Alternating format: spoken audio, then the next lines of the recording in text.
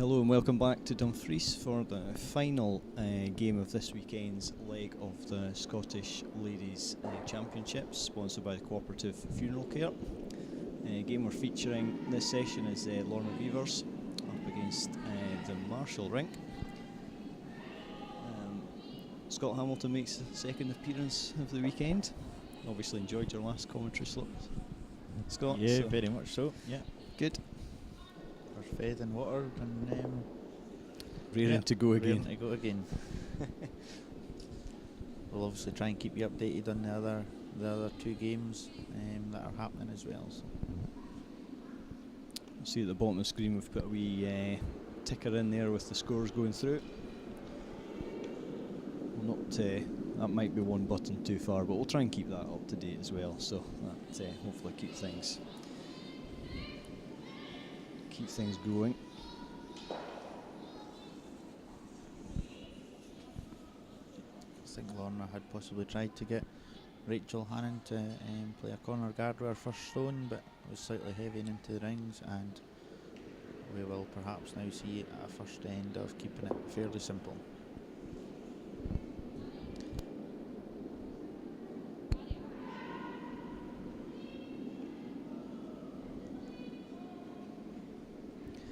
So that stone comes down, Scott. There's the standings as they are just now. Again, we'll put in the word unofficial just in case we've typed anything wrong off the RCCC website.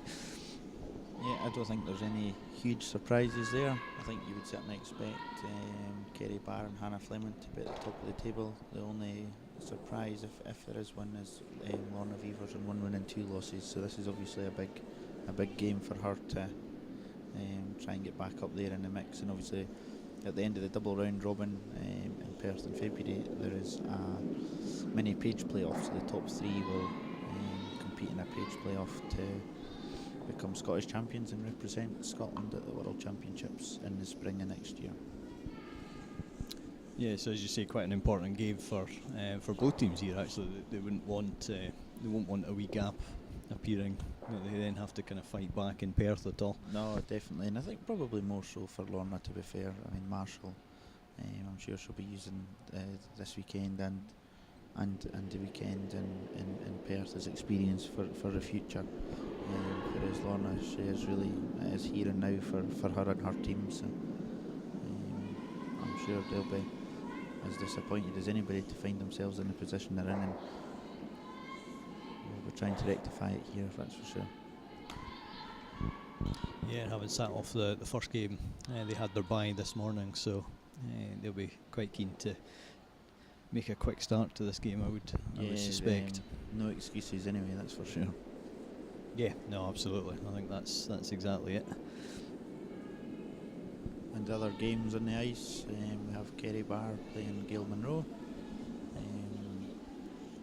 A big game, I suppose, for both teams there as well. Gail has to, certainly hasn't won a game yet, so she would like to at least get on the board before the weekend's out. And we've got Hannah Fleming playing Jennifer Martin, so all 3 games pretty big games this afternoon. Yeah, Fleming and Martin they're both going reasonably well at the moment, but yeah, they'll both be looking to make a strong finish.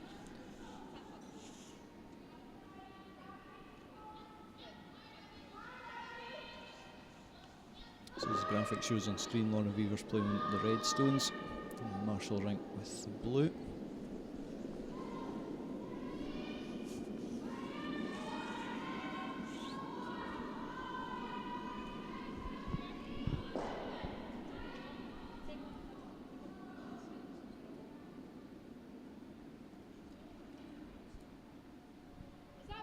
Lorna asking for Rebecca Kesley, the second player on our team, to try and draw around these corner guards, which looks slightly heavy, but is stopped at the back of the house.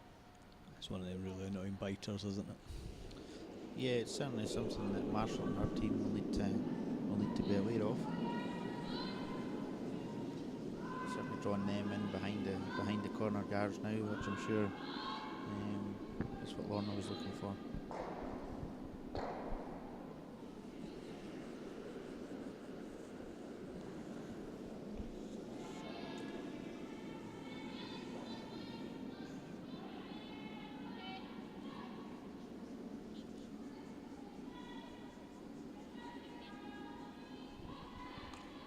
This one looks like it's swinging a wee bit, David. It does, yes. As though it's It's been coming in quite nicely. I don't know what the weight's like. a wee touch Is it back. going to stop? I think it's a counter, but possibly red still lying. I would agree with that, Scott. That's exactly the case. Nice swing off that centre line, though. Yeah, that swung a long way. As long as it swings back the other way. yeah. That's the main thing now. Yeah.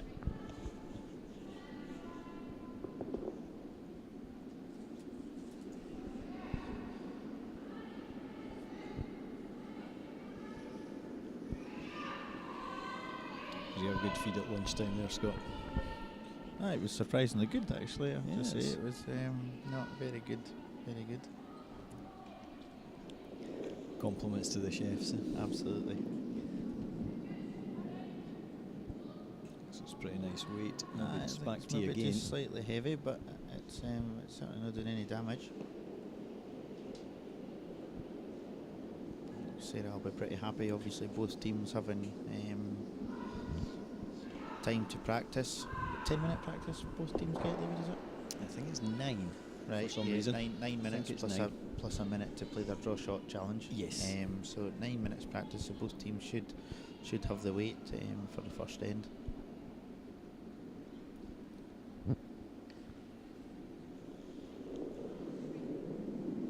And this one's got a nice road again. Yeah, lovely shot. So what started off by looking like quite a simple end. There's a lot of stones in play. Yeah, it's got Macy all of a sudden, hasn't it? Yeah, yeah. Did we see who had last stone here, Scott? Lorna has Lorna has last Lorna stone. has last stone. Yeah, yeah. So.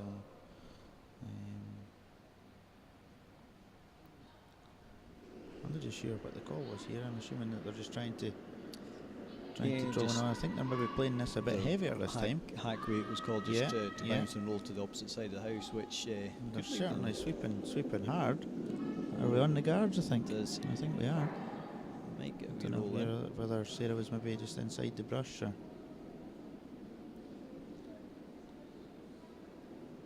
Yeah, I think that was on the guard from a fair way down, that one. It didn't look light in weight either. So. No.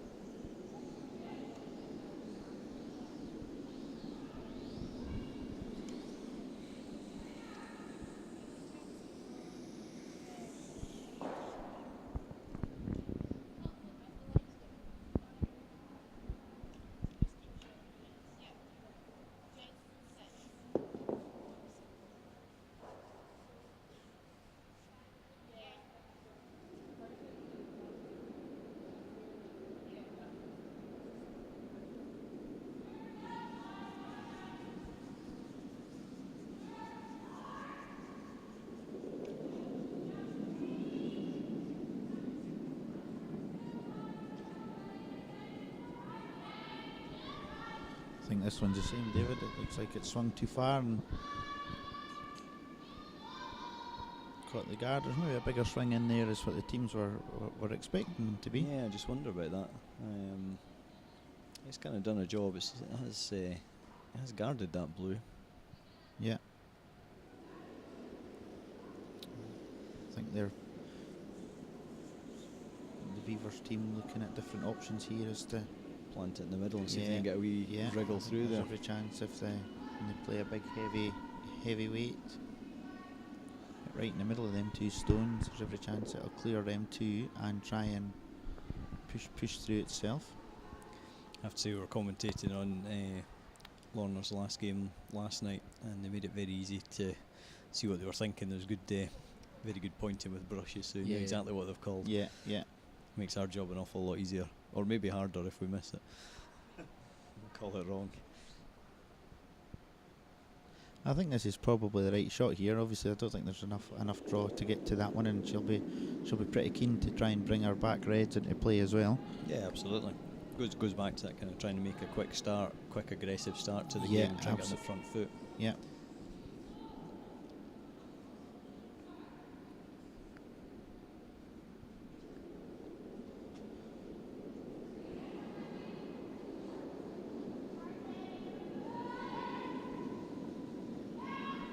certainly sweeping hard.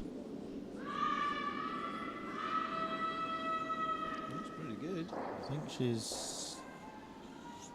she possibly just caught the wrong one first there, David. I think she was trying to catch her head just first, but unfortunate that the tap blew into lie 2.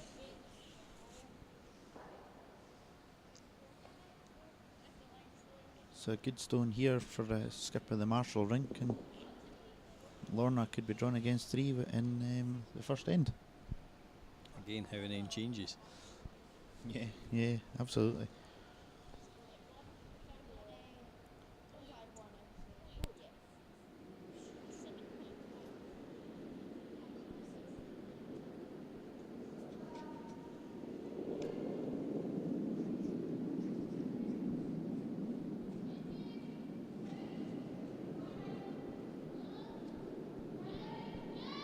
That's the stone on its way now. Sweepers are straight onto it.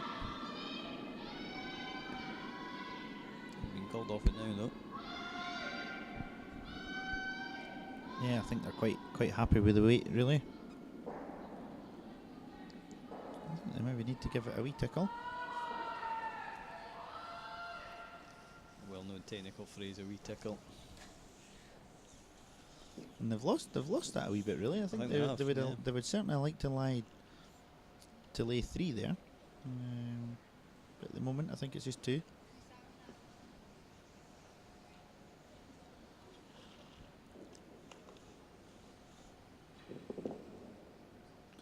A big shot for Lorna so early in the game, drawn against 2 blues. Yeah, absolutely.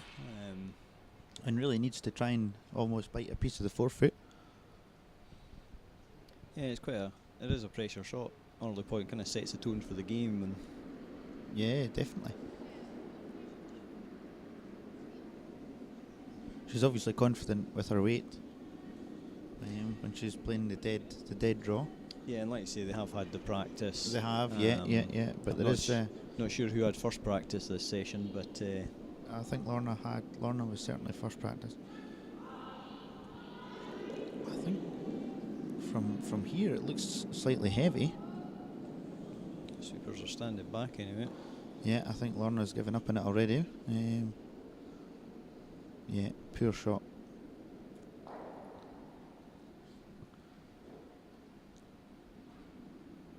Yeah, so not the start they were looking for.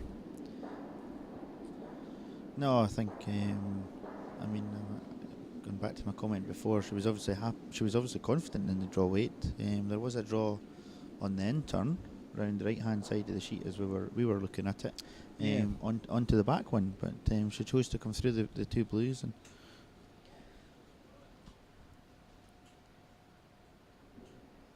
so a big steal of 2 for Marshall in a rink in the first end. Kerry Barr managed to take 2 with the hammer against Gail Monroe, and Hannah Fleming has had a steal of 3 in the first end.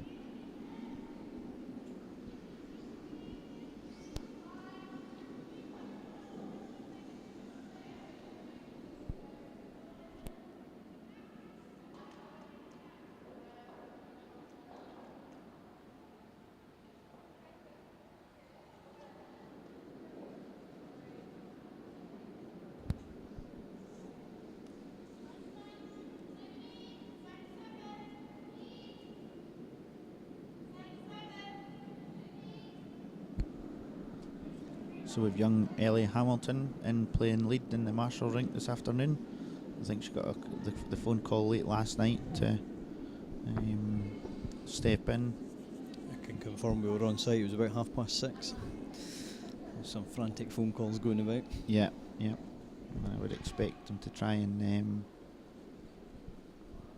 they were trying to, I'm sure, set up the end well again. We're putting it up in the top 4. Just getting David here to swap the cameras round. That's the problem with commentating out the window, isn't it?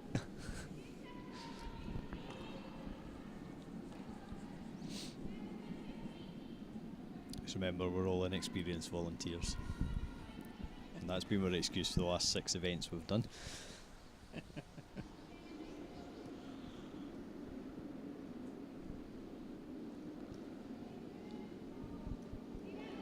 So again, Lorna asking Rachel Hannon for a corner guard, I think, but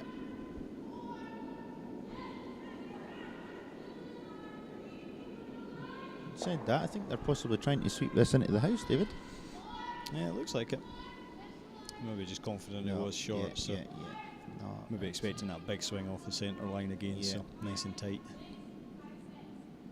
We're being asked online, Scott, who do you think we're top three at the end of the weekend will be?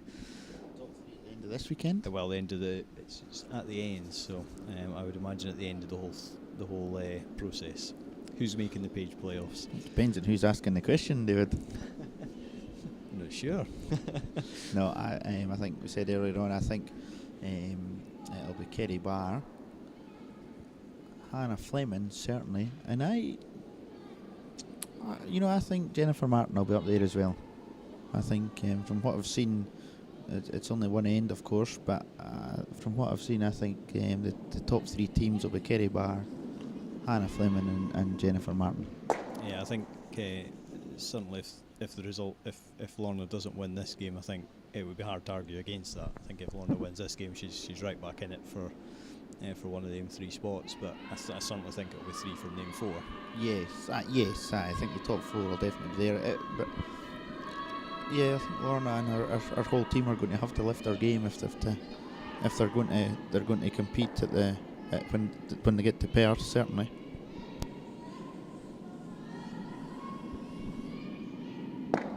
Yeah, I suppose that's one of the slightly more interesting aspects of this. Is it's a different weekend, it's a different ice rink, but it's still the same competition, and the results are carried forward. So yeah, absolutely. But again, I think we'll see the top teams over a double round robin. You will probably find that it's the top three teams there at the end of the 2 weekends. Yeah, absolutely. I think that's a fair comment.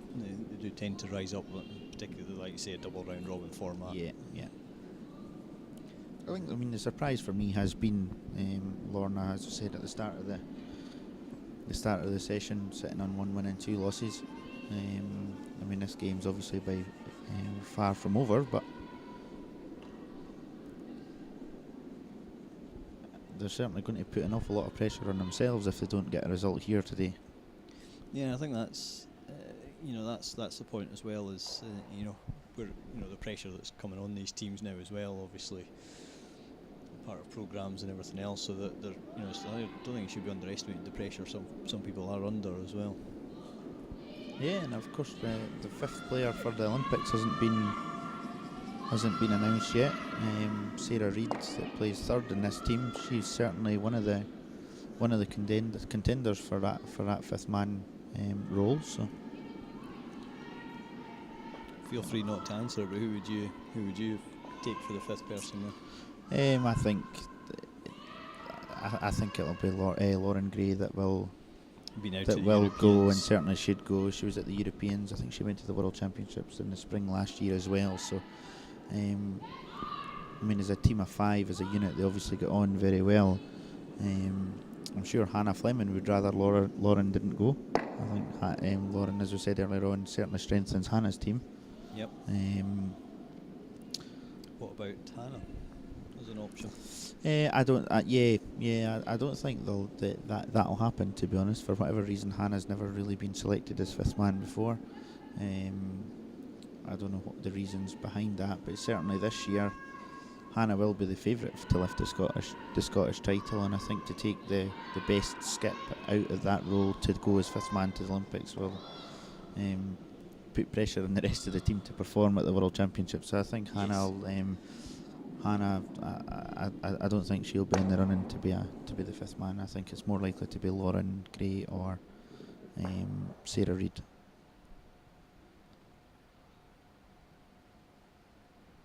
Good, so we've got some corner guards back in play in this end. Some more aggressive curling by the look of it. Yeah, a poor shot by Rebecca with her first one, so it's put the team under a bit of pressure here. She certainly has to get a good one in this time, or this Marshall rink are certainly making the shots in the first couple of ends of the game. They've come out flying at the moment. Again, just that kind of in between shot. It hasn't got to the nose, but it hasn't bounced across the other one either. There, and No, that's right.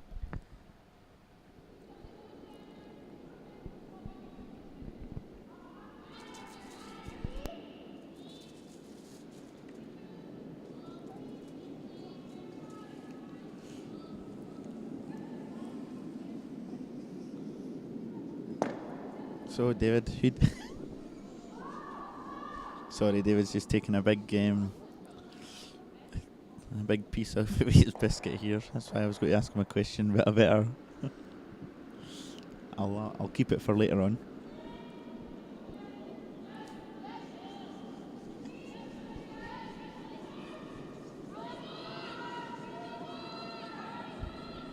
the worst thing is, I knew exactly what you were going to do there as well. Still took a mouthful of biscuit. Very nearly ended up splattered across half the equipment, though. That would have been that might have been a technical issue. It's another good shot there from the Marshall rink. You never hear that on Eurosport, do you? Sorry, I can't speak.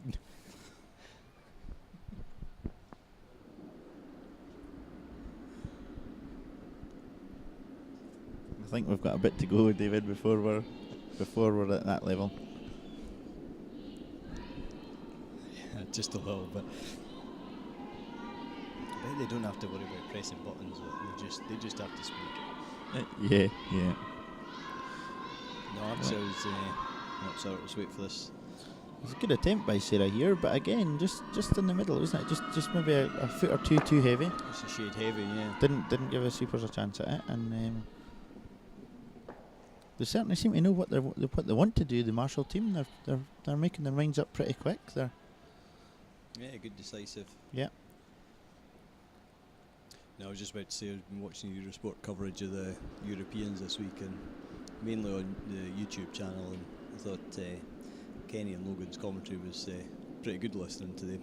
They were, I must admit, I never really tuned into them, so I couldn't comment. But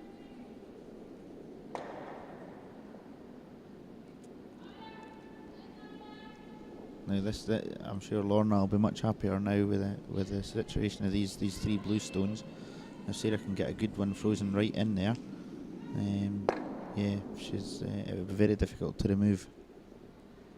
And with Marshall only having two more stones left, a good one from Sarah here, and they've got a good chance of taking their two back.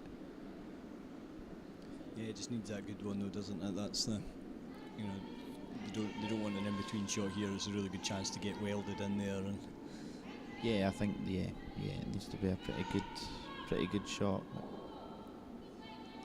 The sweepers look fairly happy with it. Looks pretty nice. I'm sweeping it for a wee touch. Left it a wee fraction short. That's pretty good though. That's pretty good. That'll be It's going to take a bit of shifting. Pretty difficult to remove that red. The Marshall team has to be careful here because I think she's electing to hit it on the left hand side as we look at it. But in doing that, they may well jam it on in behind the corner guard. Yeah, absolutely. Take the double on the two blues if you like. So. Yeah. Although I'm not just sure what weight they're thinking of playing at this. Yeah, I think with the ice that they're given and the way they were indicating with the brushes, it's just going to be just a T weight or just a back T weight, just enough to bump it out of there. Could well set up a fairly easy double or triple though. That would be the worry. Yeah.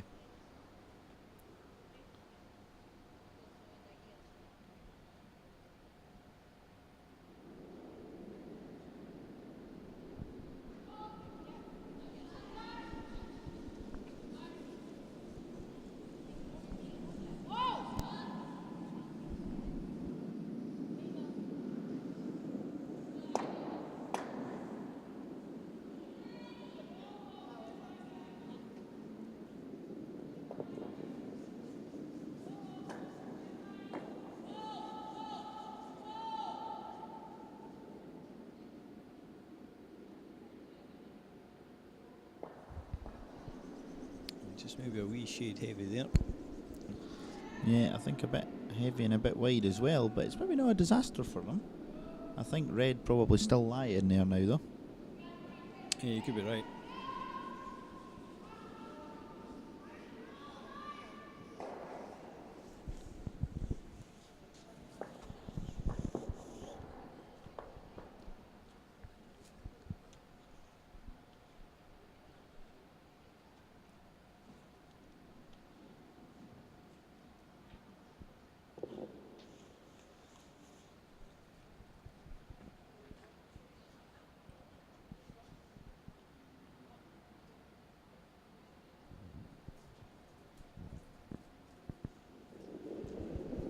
Wee bit of thinking time going into this one.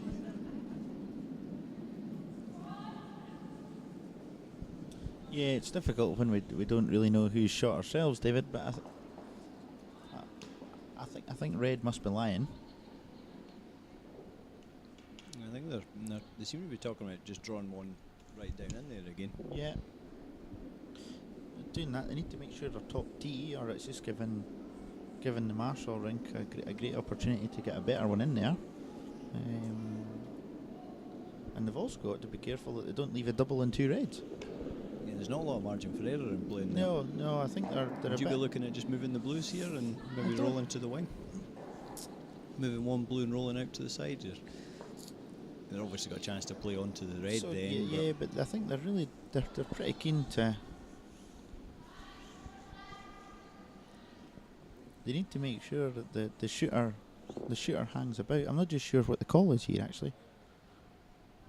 I think with the ice, they must just be down top four. Yeah. As I say, it's a pretty brave call. Top four, you could almost leave Marshall a shot at a double.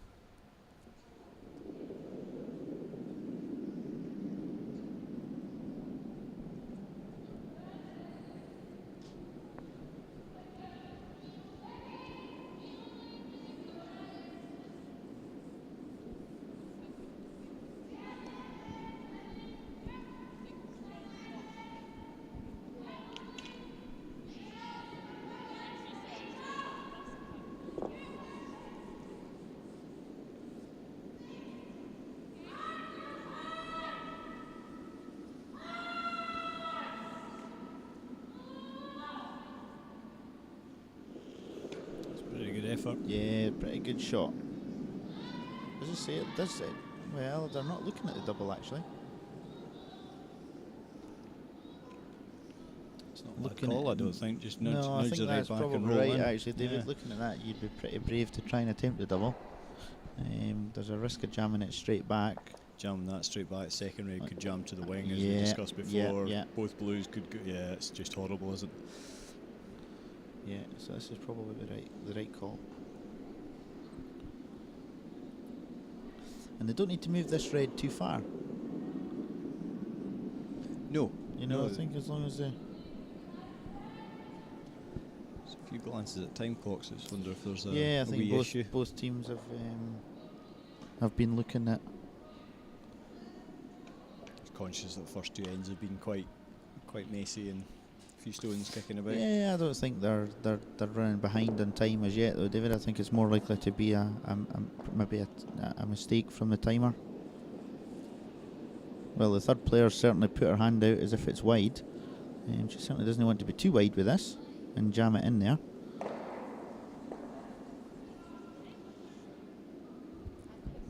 Yeah. One red and left Lorna a pretty simple shot really to get her two.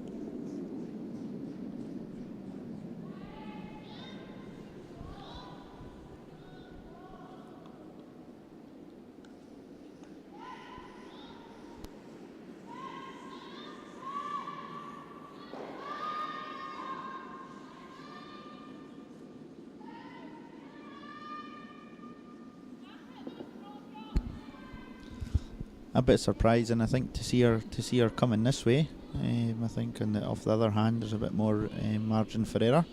I'd be a bit worried that this doesn't swing.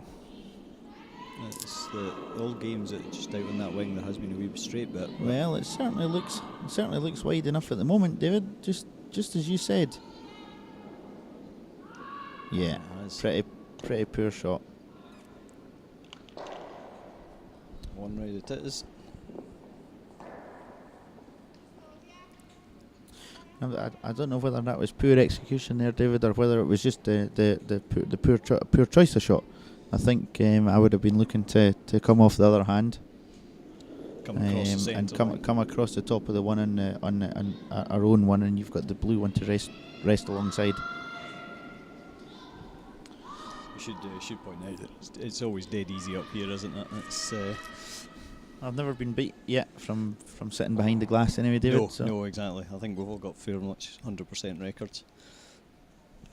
So while they're having their team discussions after the end, we'll give you a quick update on what's happening in the other sheets. Gail Monroe managed to get her 2 back, so that game is now 2 each after 2 ends, and Jennifer Martin certainly scored in the second end, but how many, I don't know, as they haven't put the score up yet. It's always useful, isn't it?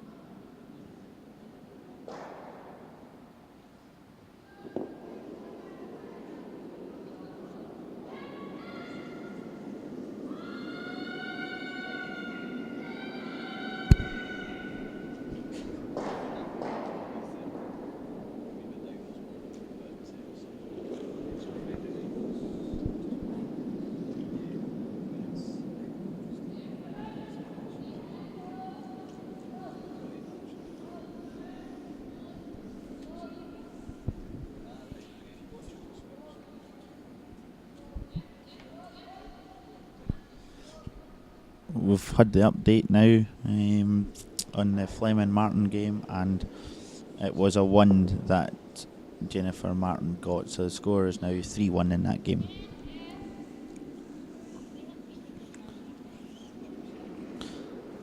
A good guard by the lead for Lorna Beavers' team, and we'll see Marshall now try and draw around behind there.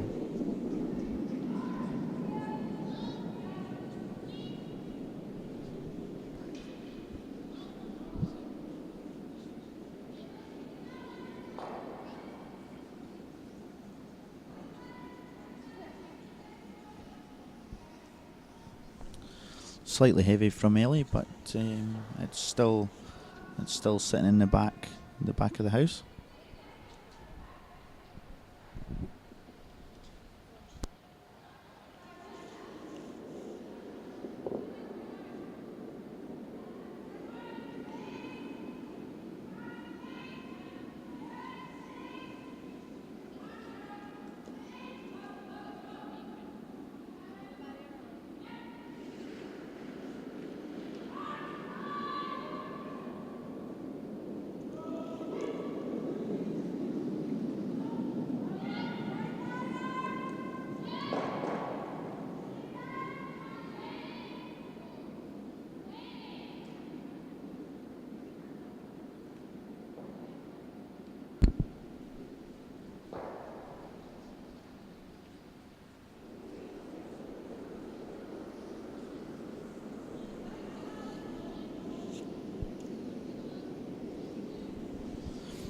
An attempt just at a hack to barrier weight takeout here, hit and roll in behind the centre guard, and possibly left the sweeping slightly too late, but nonetheless a good shot by Ellie.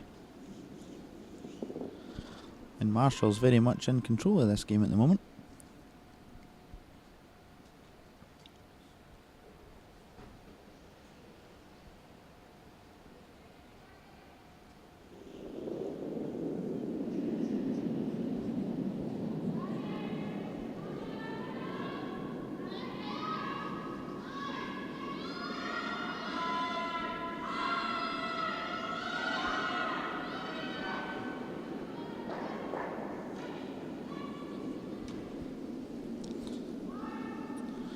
And again, a poor shot from Rebecca Kesley at second. Pretty important that she hung about there.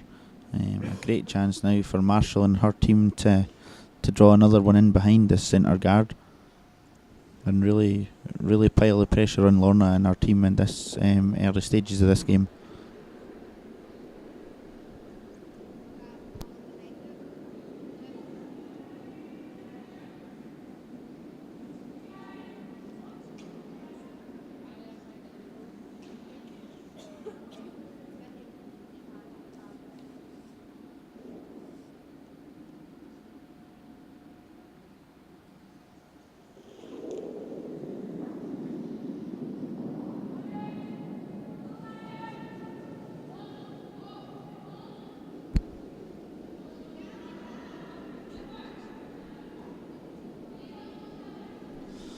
Again, another draw, slightly heavy, so the weight just catching these teams out here at the moment.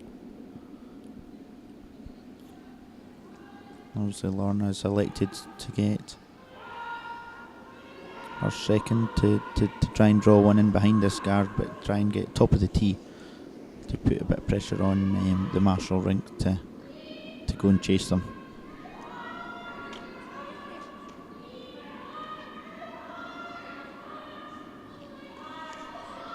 This one's swinging as well. I think the sweepers are holding it, and this looks like a much better shot altogether. Great shot, well positioned. Sweepers worked hard on that one and got their rewards.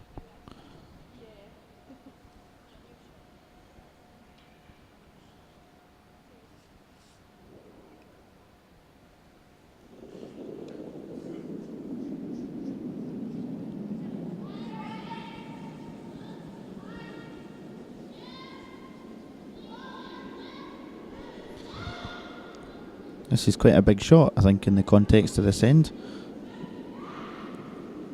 I think when they have last stone, they're already 2 up. I don't think this has possibly got the weight. Yep, still leaves the guard up there. I think you would have seen quite a few teams, certainly on this ice, that's running a bit straighter, just try and peel the guard and keep the pressure on Weavers and her rink to keep replacing it.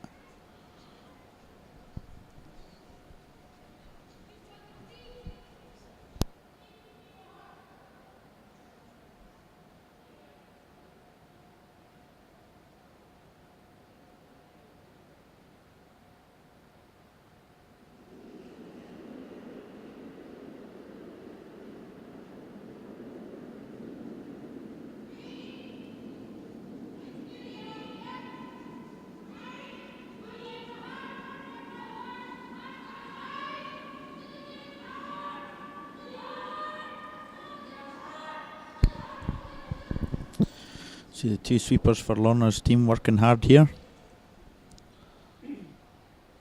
Pretty good shot by Sarah, really.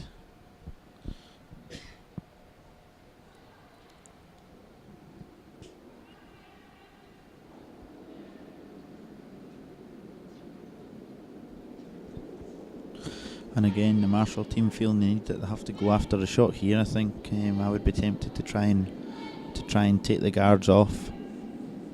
Keep the front of the house open, so that the draw to the button with her last one is there if needed.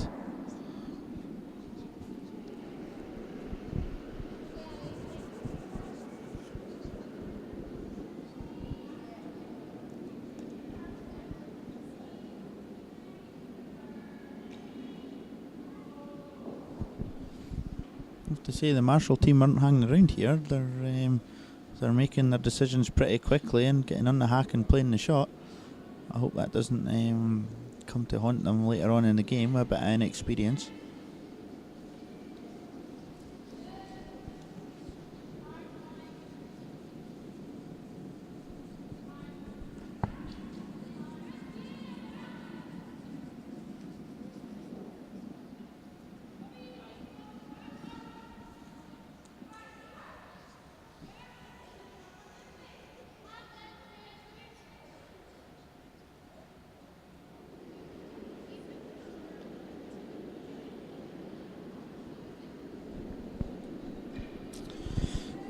pretty clear there where Lorna wants this this stone to finish. So they're obviously going to try and draw to the back blue to take the blues at the back of the house out of play. I think as long as they can get half round the guards, top of the tee, it would be as good there as anywhere.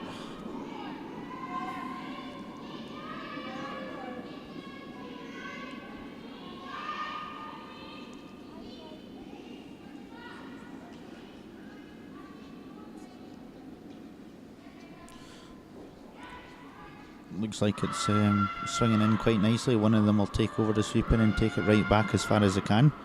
Obviously only one player allowed to sweep behind the tee line.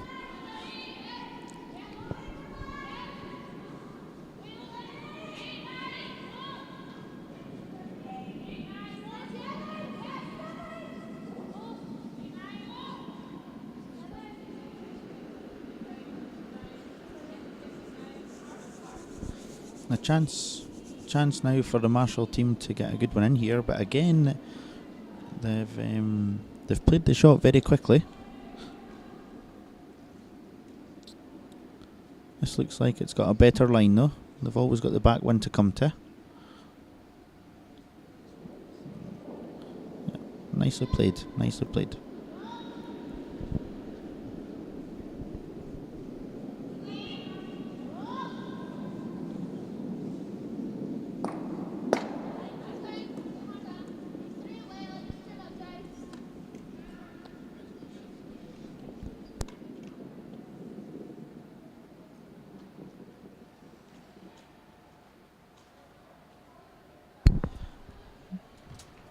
You'll be pleased to hear that David's back and join me in the commentary box here.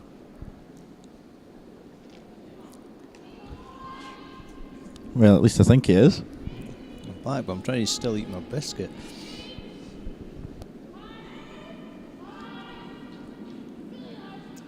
So a few tactical errors maybe from the Marshall team in this end, David, but they've played a good stone in there the last time. Yeah, a bit of a saver, is it?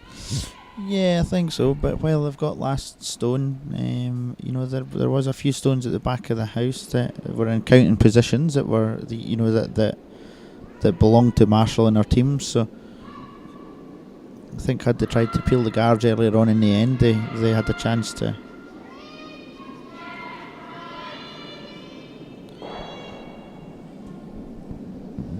A good stone by Lorna. She lies two. I think Marshall's looking at probably playing the freeze here. Yeah. Full marks for attacking. Absolutely. I think I would be tempted to try and play a wee back ring weight and try and move that red back and flop in behind the guards. But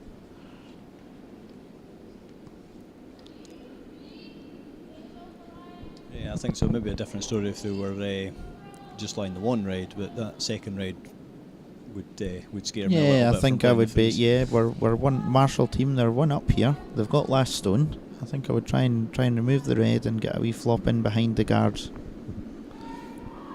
And yet again, wasted no time. Very decisive. The sweepers have been on and off. I think they've possibly. The line's a bit high. I think if the weight's right, though, it will swing. Looks pretty good. I think they need to make sure it's there. Oh, it's my pet hate there. Skip jumping into sweep. Yeah. I noticed you didn't do that the other weekend. No, I try and watch from the certainly other end. when I'm skipping, David, I try and leave the work to the sweepers. Yeah, absolutely. It's the best way.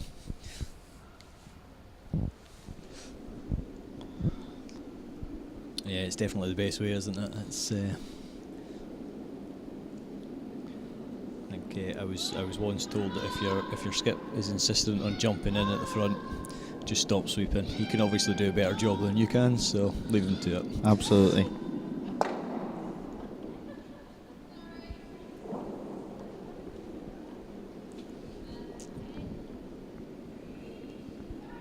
I missed the call there, but I presume Lorna's just putting a guard on here. I think so, yeah. She's lying two good ones in there now. Said that this looks maybe slightly high at the minute. I think they're trying to sweep it to pull it back across. They'll need to be careful that they don't leave an angle here. And that is maybe just exactly what they've done. Now, which way does that pull? Which side do you need to hit that on then? Difficult to see while they're in the way.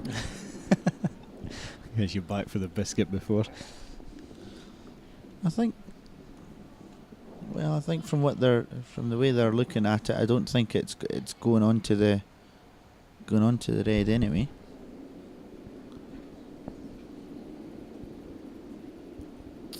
Yeah, and the girls seem to be getting a bit mixed up, I think, with their angles here. I think they're thinking that if they catch it on the left-hand side as we look at it, it'll drag the blue stone further left and maybe make contact in the one top of the house at the left-hand side, whereas the reverse kick would kick in there and drag them the opposite way. So I think with the stones being so close together, I think you're going to get the drag. Yes. Yeah. Yeah. I don't think. Unless they were pretty. It was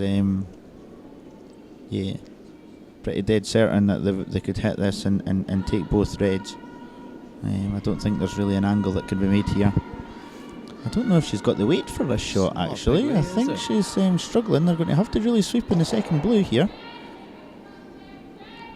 Well, that's... I think she's... It's not a bad result. I think it's maybe...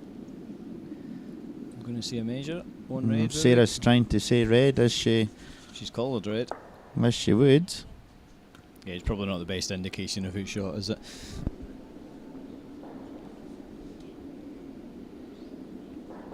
Oh, they've moved though.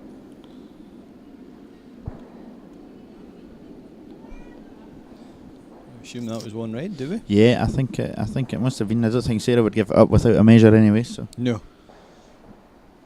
I think it's safe to assume that a Steeler won to the Weavers' rink.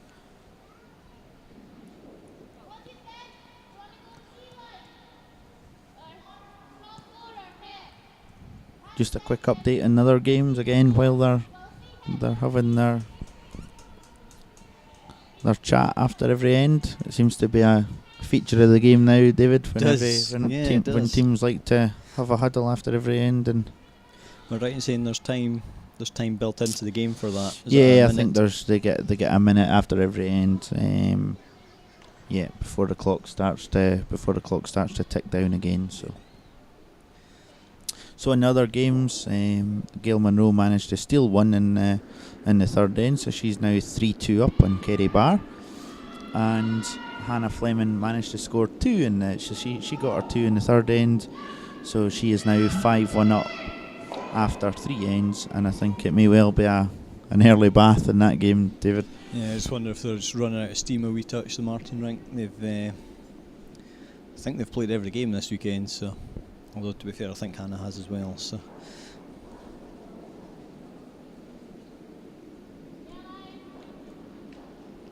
Yeah, I think, going back to the question that we got asked earlier on, I think certainly Hannah and Kerry Barr will be up there at the end of the double round robin in February in Perth, but who the third team will be is pretty hard to call at this minute.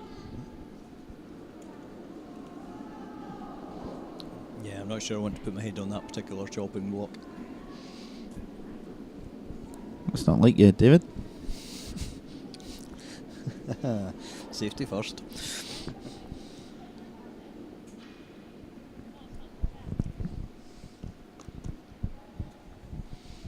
So as in the last game, any comments, queries, questions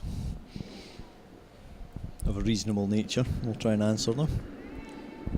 It seems to be a bit quieter, the feed online this game, David. I don't think we have the same audience as we maybe did this morning. Yeah, the internet connection to Aberdeen must have gone down or something. So every chance, yeah. Yep. Somebody not pedalling fast enough up there. or maybe he's decided to take his wife Louise out for a romantic Sunday afternoon That could be it. meal. Well, that's it. That's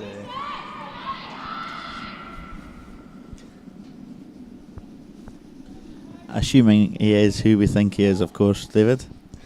if not, that's going to not make much sense whatsoever. But I think we're both fairly confident. I think so.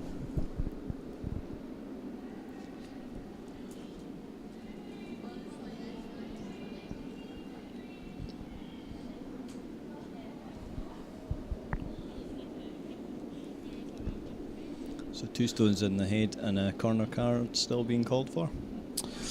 Yeah, and I think she's maybe just slightly heavy again here, Ellie.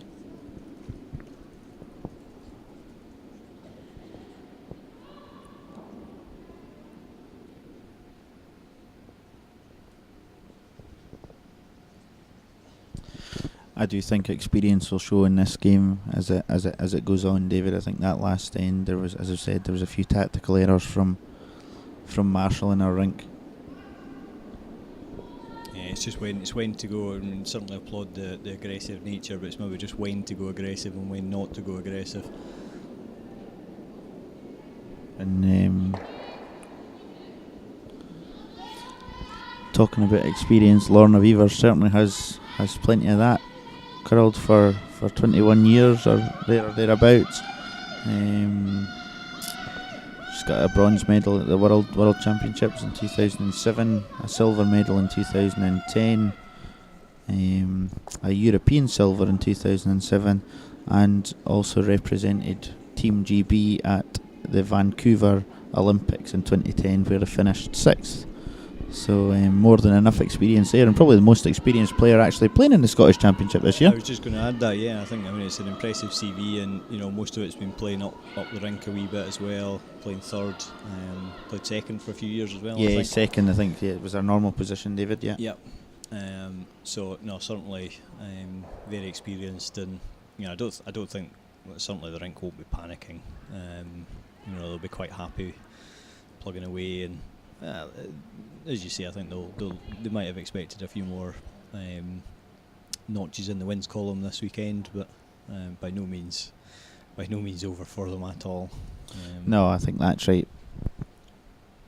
And she certainly seems to. She knows what she's doing in the head, so they've got every opportunity to. I'm not sure. Actually, curling the same club as Lorna, but I'm not sure she's actually won the Waterbeck League. I think that's a bit of a hole in the CV. Well, we can perhaps quiz her on that afterwards. I'll maybe let you do that, depending on the result. To be fair, if she gets beat, I'll not be quizzing her on anything, David. My thoughts exactly. We'll be packed up and out here before you can blink. And she'll still be at the door before us, probably. We've got a Waterbeck game tomorrow night, so I do need a sub actually. So.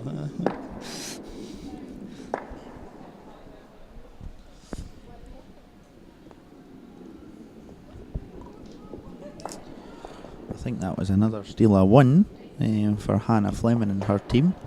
So she now that score now goes to 6-1, and perhaps the Fleming rink aren't missing Lauren Gray after all, David. Tongue-in-cheek comment, of course, Scott. Yeah. No, they're doing all right. Just trying to make the Olympic selectors' job slightly easier. Potentially. That's controversial, Scott. I'm not touching that one again with a barge pole.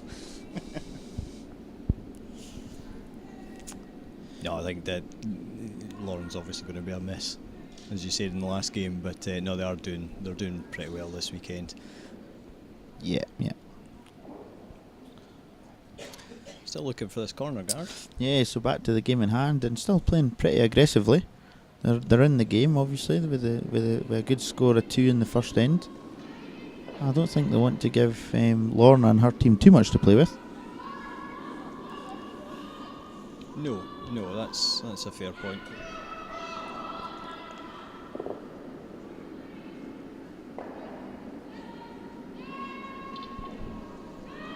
Obviously going to have to do something about them 2 reds at some stage. Them 2 reds could become 3 pretty quickly. There it is. think I'd be considering bailing out around. Yeah, I think they've maybe got a wee chance now to take one of the reds off the 4 foot and the one that was just played. Yeah, play from the centre out to the wing. I think so. Yeah, I think what they're looking at now, or which is certainly indicating that they're looking at playing is a hit and roll off the one that was just played, just at a barrier weight. Unless they get the angles exactly right with this one, I think they're going to leave Sarah Reid, who plays third for Lorna Weavers, a fairly easy tap up, if you like. Yeah, if they do get in behind, it's almost double guarded with the angles, but you wouldn't have thought it would be. They certainly need to get past that guard, which they just squeaked past. Probably rolled too far. I think they came off of that one. The sweeper seemed to give up on it. Yeah, past the guard and up. And Lorna here is fairly keen to be getting rid of the blues, but I think this is possibly a better call now. We're getting on in the end. I think anywhere sort of front ring. I'm not sure that Marshall in a rink of the firepower to lift a double takeout, so.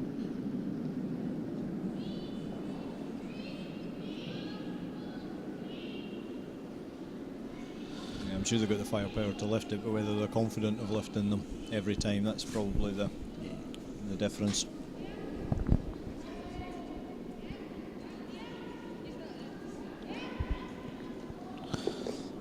And this looks slightly heavy from Sarah. She's coming right back of the house. That certainly wasn't what was called for, I don't think. No, they called up front there. So maybe giving them a wee chance now if they can lift this double here. A lot of ISO, David. I do think that they struggle with their weight slightly. I don't think they've got the firepower quite to play the right high hard one.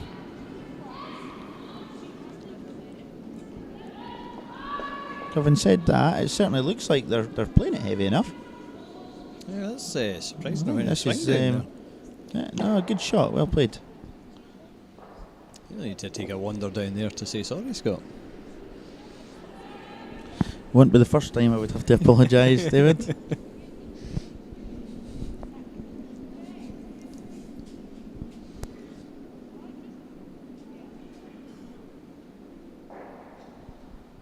It's well played there, and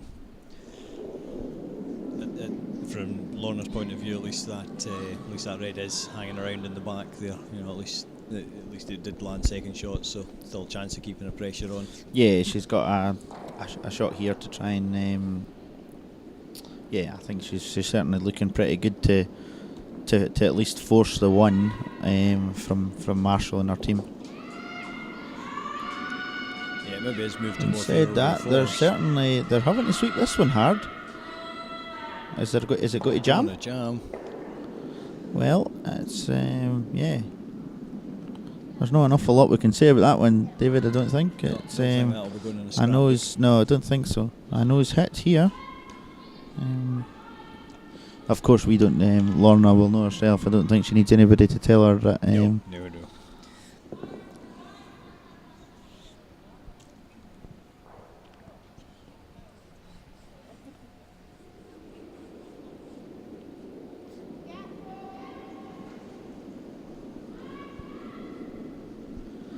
Good to see a good turnout upstairs here at Dumfries again, David. There seems to be a few people up watching. Yeah, it's quite busy up here today. The final games of the weekend. It's certainly getting warm enough up here as well. It's quite a lot of people up here with spectators, coaches. We've also got the timekeepers up here as well, so it's a busy place. Yeah. We'll obviously give you an update on time when as soon as we get the chance. Maybe at the fifth end break. Yeah, I think we'll have a look at after the next end, and we'll see what they look like. Yeah, no, absolutely.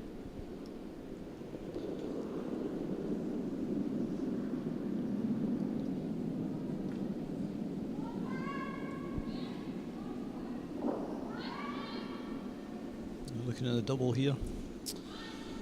I think certainly. I think it's possibly on. Certainly, David. Yeah, they've got an opportunity to try and lift the two blue stones. Or a hit and roll, whichever. Lorna can certainly play the high hard one. And they're right. I don't think it's far. It's not far away. Just under it. Possibly just overswept it, giving them Marshall a draw for 2. Do we know if it's Marshall herself skipping this game, David? Silence? You'll gather by the silence. Well, it's the name that's certainly on the board. It's not on the draw. Yeah, we've. So I would presume it is. Yeah, we're not just sure of the throwing order of Marshall in her rink. Other than Ellie's playing lead. Yeah, came in as a substitute, as we say. So this one looks this draw looks heavy enough at the moment, David. I don't know what your thoughts are, but no, I see Sarah's getting pretty keen to. Brush is getting warmed to up. Try and sweep it. You got a good eye for that, Scott. Look at his. It's held on. That surprises me. I thought that was going to sail on through the house. Yeah, it did just seem to grip a wee touch there. Again, another team debrief. So we shall try and get an update on time for you. Just quickly an update on the other games. Kerry Bar managed to get a 2 in the fourth end, and they're halfway through the fifth end now. So Kerry Bar is 4-3 up, and Hannah Fleming, for you Hannah Fleming fans out there, you'll be pleased to hear that she stole another one, so she is now 6-1 up. So I think that game will be over fairly quickly.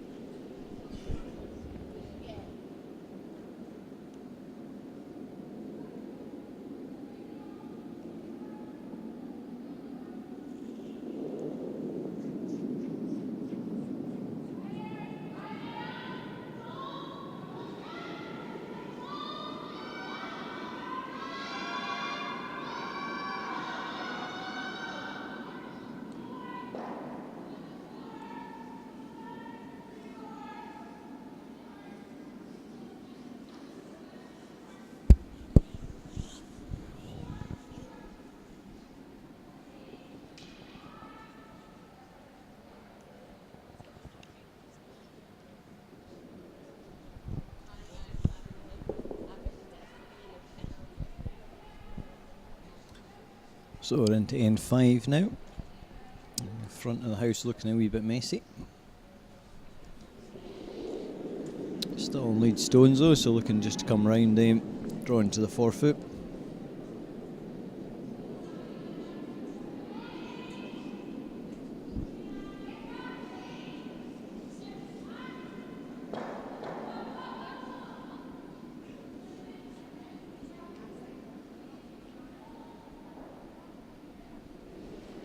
So it's quite a nice line, maybe a wee touch heavy in weight again.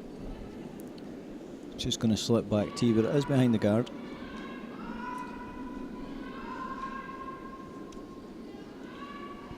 Marshall Rink opting to follow that stone down. Hopefully sit top tee from their point of view. Just while that stone comes down, just a quick mention again, Dumfries is hosting 3 World Championships in 2014. We have the World Seniors men's, with the World Senior women's, and we also have the World Mixed Doubles, all at the tail end of April, between 23rd and the 30th of April 2014. Tickets are on sale now. You can get them at dumfriescurling.co.uk. Follow the links on there to buy them. It's just season tickets that are on sale just now. We won't have the individual draw tickets available until the new year. That's purely down to the fact that we don't actually have the draw yet, so it's a wee bit difficult to sell tickets for games that we don't know exist. It should be a really good atmosphere, and it'll be quite good to get that level of curling back down to Dumfries again. It's a nice blue stone right in on top of the red stone there. Lorna opting just to follow that down. Running out the head there. I can't see from where we're sitting, but I assume they're a sweeper light. They are indeed. And it looks pretty tight as well, and it's already past the nose of the guard it was trying to get round.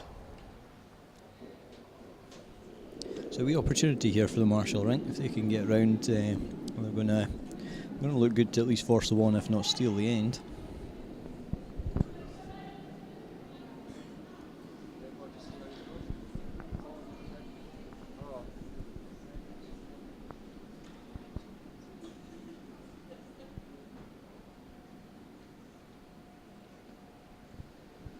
And again, not much hesitation, just puts the brush down.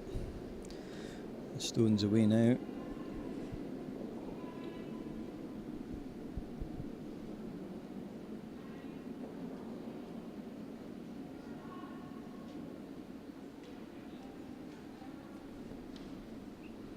Just looks a little bit high of line.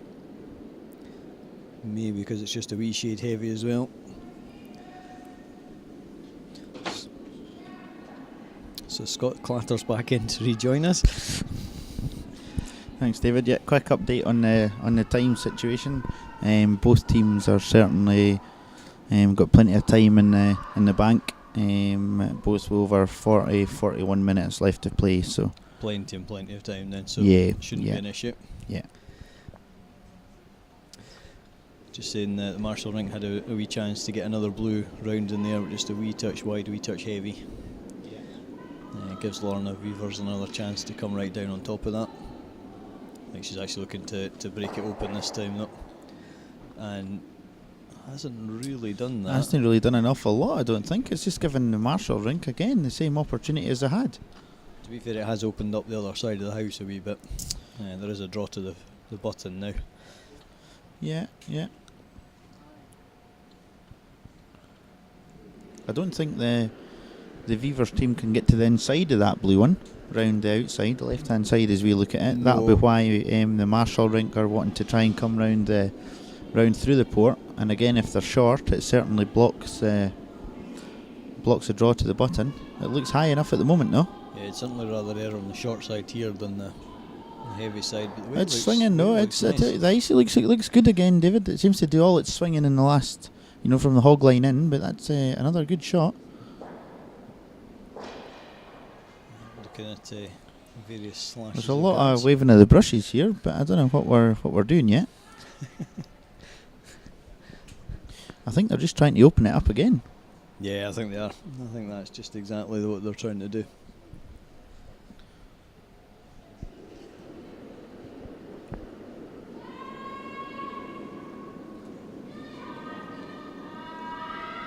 Again, a lot of sweeping going on. I think she's inside the line here. And yet, again, not done an awful lot. It's just not really happening for them at the moment, is it? Yeah, they're...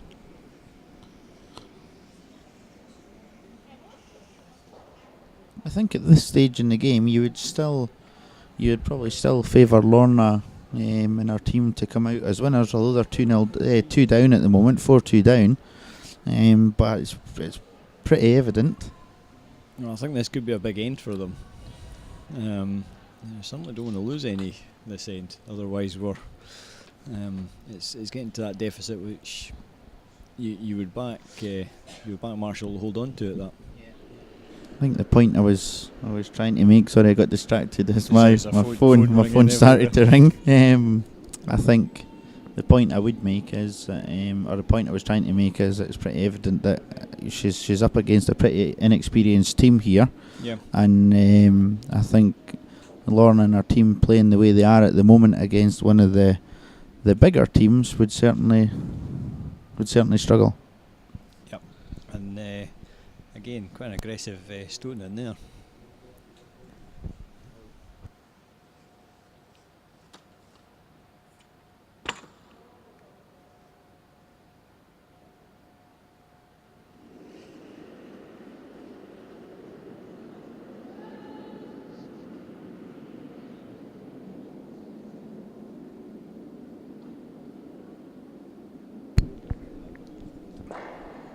So again, just trying to open it up, but they've. I mean, that's three. It's taken them 3 goes to really open up that side of the house. Has another one on the top of the 4 foot here. I think if they can get one sort of top 8 foot. It's just I down don't know down what on they're. that channel Yeah, show I half think. a stone of every one of them. Yeah, I think I don't even know if they need to be in the house. I think just somewhere up that 4 foot line.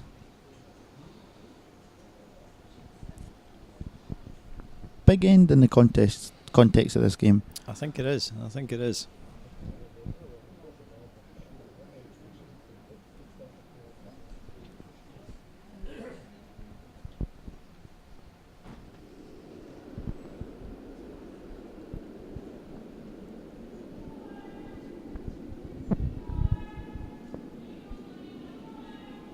It's a stone on route.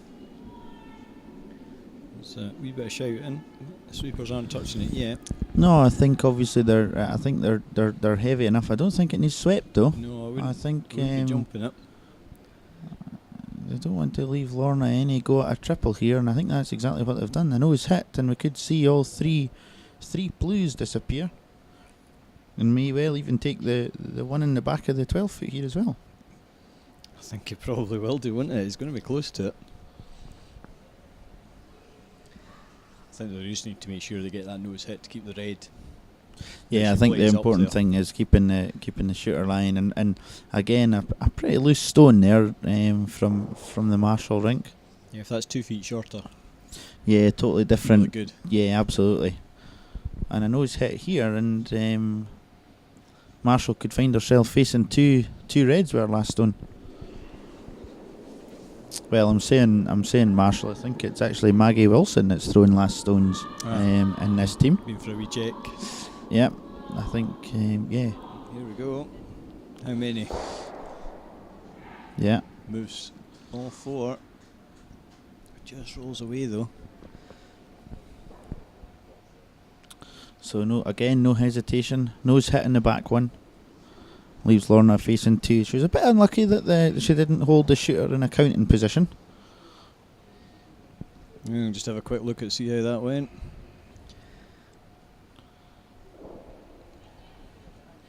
It just drifts that little fraction too far. Again, very important. I think that Marshall lies about, or sorry, Maggie Wilson manages to hit and stick here. I don't know who's lying fourth shot.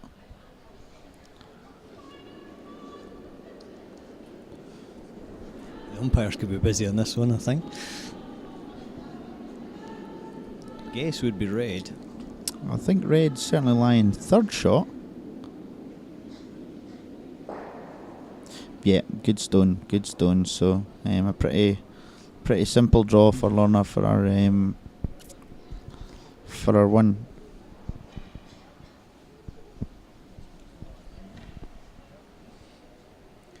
A simple draw, but an absolute must-make one, though. Absolutely. If she misses this, then they go 6-2 down.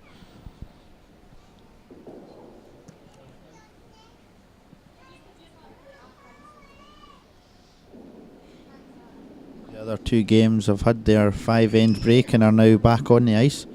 We'll update the scores at the bottom of the screen at the end of this end.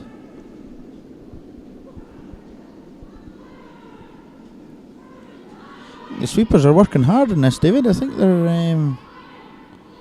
they're fairly confident. They're back off it now, so. Yeah, Lorna looks pretty happy with that. Yeah. Might just do a clean though. Yeah, she's right right on the tee line. So.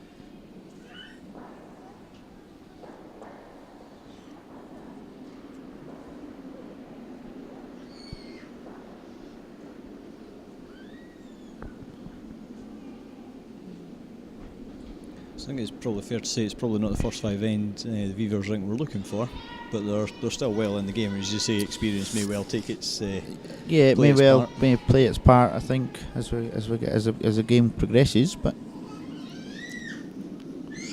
so an update on the rest of the games while they take their 5-end their 5th-end break. Kerry Bar stole 1 in the 5th end. From what I can see at the moment, and I think is now 5-3 up, and you'll be pleased to hear Jennifer Martin's managed to score another single, so she is now 6-2 down. So Hannah Fleming 6-2 up in her game against Jennifer Martin, and Kerry Bar is 5-3 up against Gail Monroe.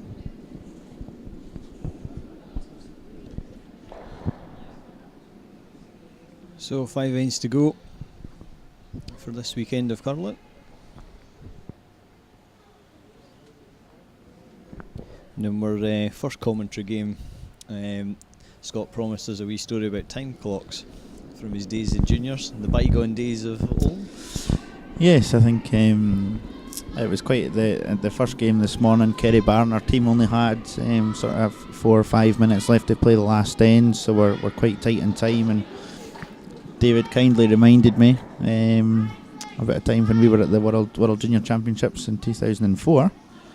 We were playing against Italy, and they had sort of three minutes left to play the last end, and before Joel Retronas, who was Italian skip at the time, had played his final shot, the clock had ticked down to 0. So after 5-10 minutes of arguing between the two teams, and coaches and umpires and such like got involved, it was deemed that the clock was actually wrong, and the Italians had 1 second to play their last shot. And of course, it's just as long as you're coming out of the hack, then the clock can tick to 0. So I played my first stone of the 10th end, and Joel Retronas actually followed me out the hack and played his stone while my stone was still moving, which is presumably a foul in itself. It is a foul in itself, but the Canadian umpire turned his back, didn't want to know. The Italians won the end. We went up an extra end, and they stole. No, yeah, we took a 1 that end in 10th end, to peel the game, and they stole off us up the extra. So needless to say, it was a pretty unhappy Scottish camp at the time. But unhappy camp there, yeah, absolutely. But nonetheless, we regrouped and managed to make semis and came home with a bronze medal. Yeah, you medalled, which is. Yeah, I'm sure it wasn't great at the time, but you must look back and be reasonably happy. Yeah, I don't think we could have really done an awful lot more. You're right in saying it was a young Nicholas Eden? Nicholas Eden, yeah, the Swedish team, and a very similar team to what won the world championships last year, and we for those of you that were keeping an eye on the European Championships this week, they were heavily involved in there as well. So these guys that were used to play at the junior level sort of 6-7 years ago are now competing for their countries at senior level, and will go on to the a lot of these teams will be representing their countries at the Olympics in February as well.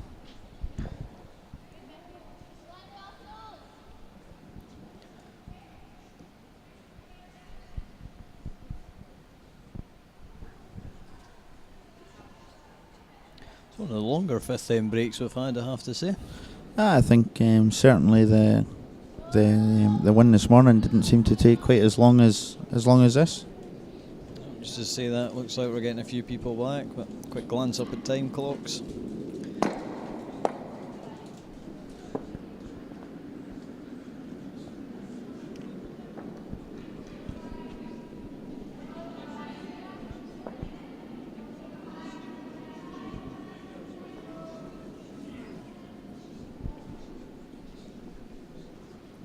So Marshall very much in control of the game still.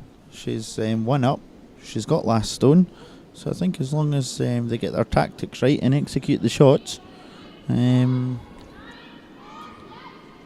could very well leave this weekend on 2 wins and 2 losses.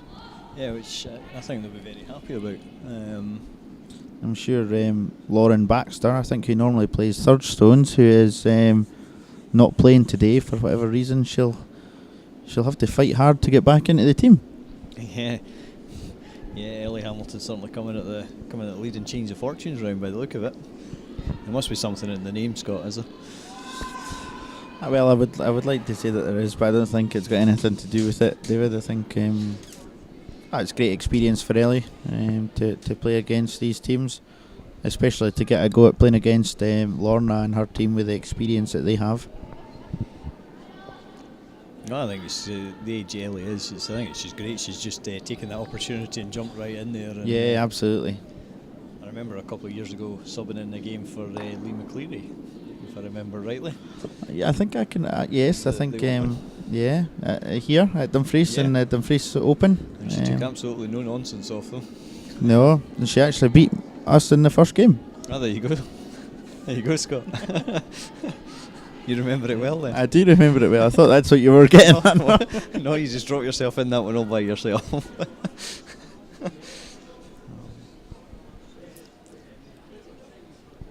No, she's certainly very, very keen. That's for sure. And talking to her mum earlier on, who's up watching, and they've got the tickets booked for the Olympics, so they're all excellent.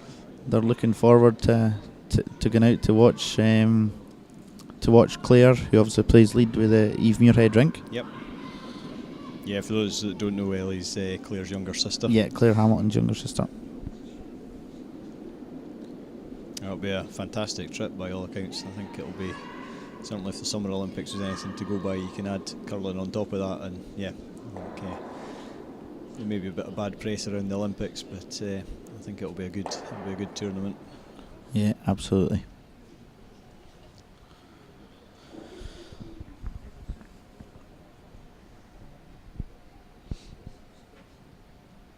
So a few stones up front again. Yeah, surprising that they're not asking Ellie to remove this stone that's in play, and they're obviously asking her to play the draw instead.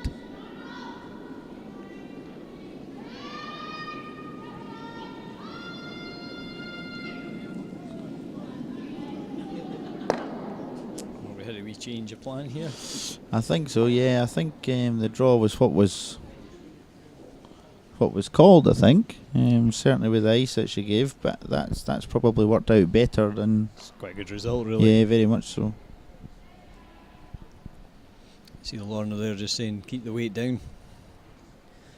So again, as they're saying this morning, just keeping to that controlled weight. And yeah, I think the ice is running very, very true and very, very nicely. So they're trying to play these hack weights and barrier weights to make sure that the shooter, so the played stone, is lying around.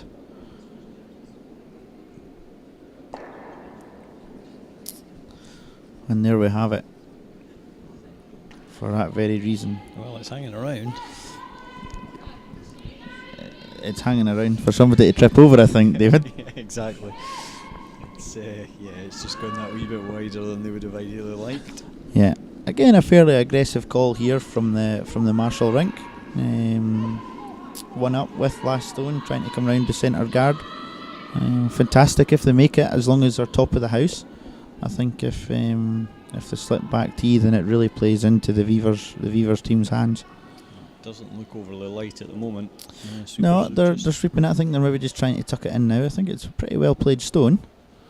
Just running behind the tee though, as I say, and it gives the Beavers rink a great opportunity to sit right on there. And yeah, no hesitation from Lorna.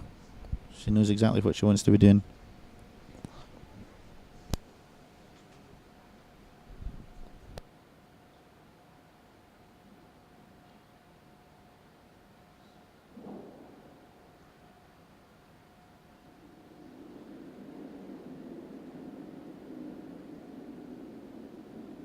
So how was your biscuit, David? I'm feeling a bit peckish. Would you recommend? I would actually, yeah. It was the Empire biscuit? Tasty. Yeah, it was tasty.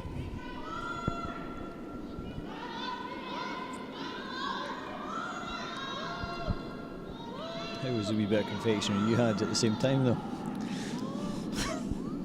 It was lovely. Yeah, very nice.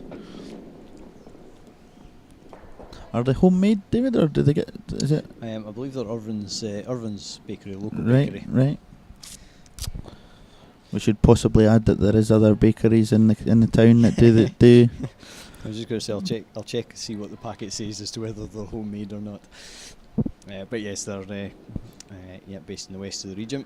Very tasty, supplied ice bolt with various bits and pieces. So you can always guarantee that they're hanging about somewhere to be picked up. So it's an aggressive call again to come down and freeze. Yeah, very much so. But it's it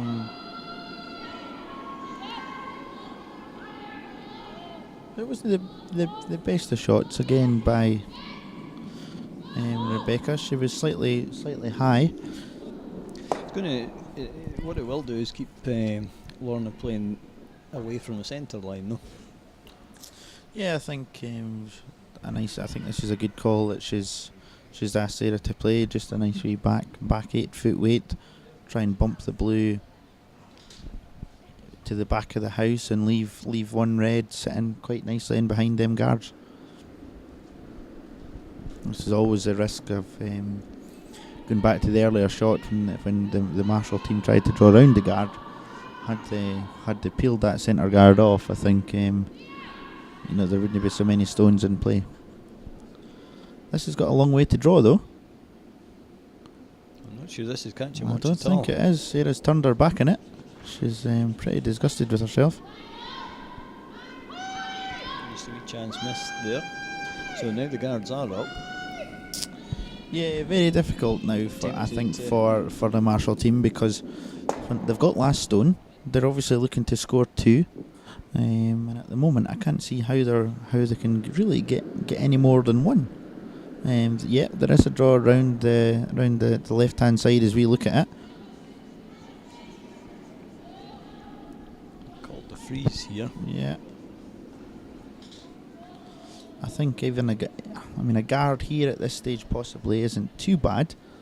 I maybe wouldn't have minded to see them try and come up here and bump it and try and take the angle off the backing away from the backing. Yeah. And to be fair, But I don't think it's done that. So again, this is really just made the shot Sarah tried before slightly easier. I think it makes it even better because you can get your shooter moving left this time. Yeah, try and get an inside roll.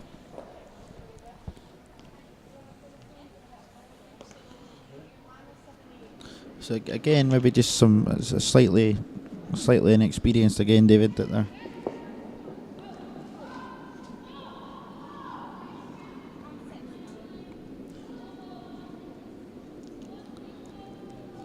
This doesn't look too far away this time. No, I think swinging an inch. Yeah.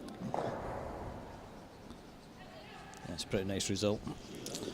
Yeah, I think the Marshall team are in a bit of bother now. Yeah, all of a sudden a 3. They're looking at the draw round that side, but again, it's a must-make shot now. Yeah, I think I like that shot better. Try and remove the red from the front of there. Yeah, I think so. The only problem being it would be really easy to catch it, just a wee bit thin, leave it on the wing and roll your shooter away as well, and just to be a wee bit careful with it.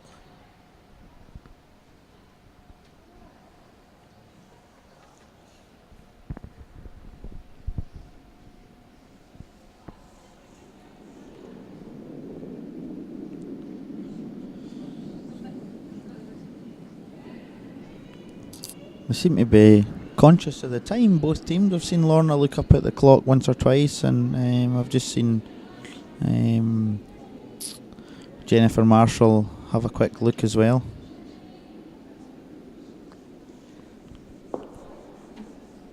Or Maggie Wilson, as it is, isn't it, holding the brush? Looks pretty nice if it stops. This could do to stop. It's not bad. It's a lovely shot. What a shot.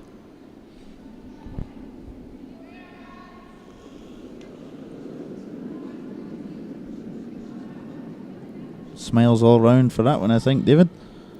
Yeah, absolutely. Another wee look at this one coming right in there.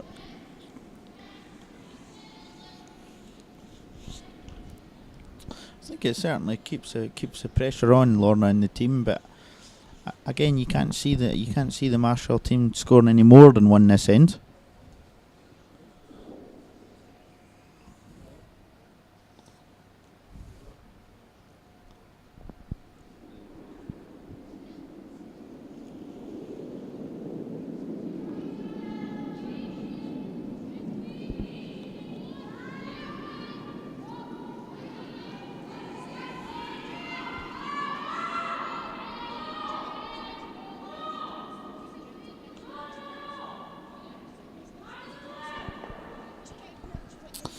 A nice shot from Lorna.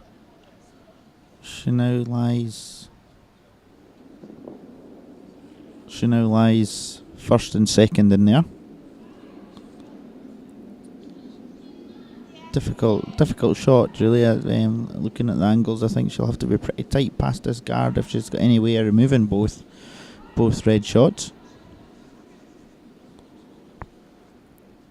I think from the indication they're looking to be playing a barrier weight at this, so sort of half strike weight. Try and come down tight past that guard as we see it. Catch the inside of the stone closest to the brush and try and flop over and try and bump the other red stone out of the 4 foot as well.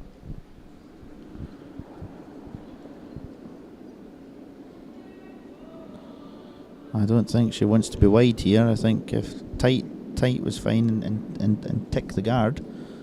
But at the moment it looks certainly high enough.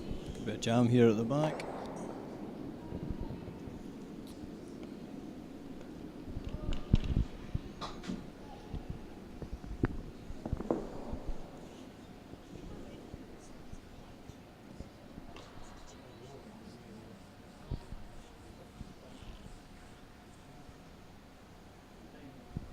I have to play the draw here.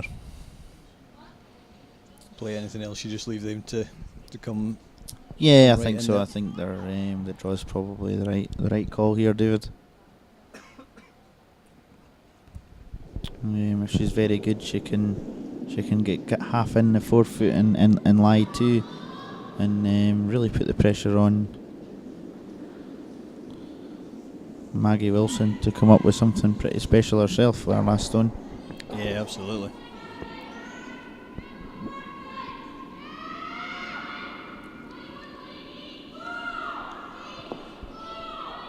There's a lot of shouting here. Lorna's, I think it's slightly heavy.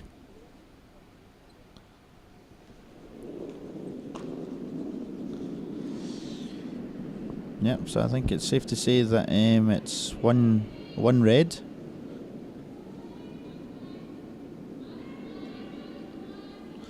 And decision time for Marshall and her team. I'm surprised they're not going to try and obviously just trying to draw for a 1. I just wondered whether they could come off their own blue and roll over and bump the red out and maybe get 2 there.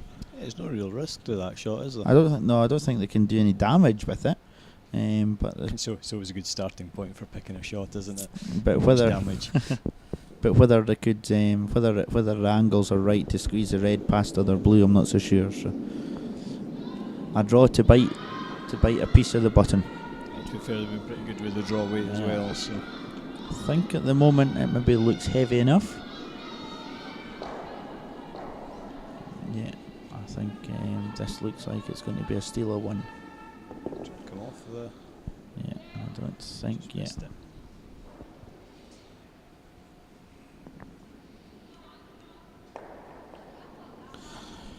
Yeah, and Sarah certainly wasn't giving up the chance of the 2 without having a good look at it first. So again, we'll have our team huddle for a minute or so. Not a fan of the team huddle, Scott? No, I don't think there's anything wrong with it. I'm pleased to see Lorna get up the ice and look to get on with it. They're obviously conscious of time. I don't think really there was an awful lot to discuss after that end other than more of the same. They've just stole 1, so they've now got back to Peels. That's 4 all now. And I think they've just got some momentum, so yeah. keep Let's it going. throw a short guard and more of the same.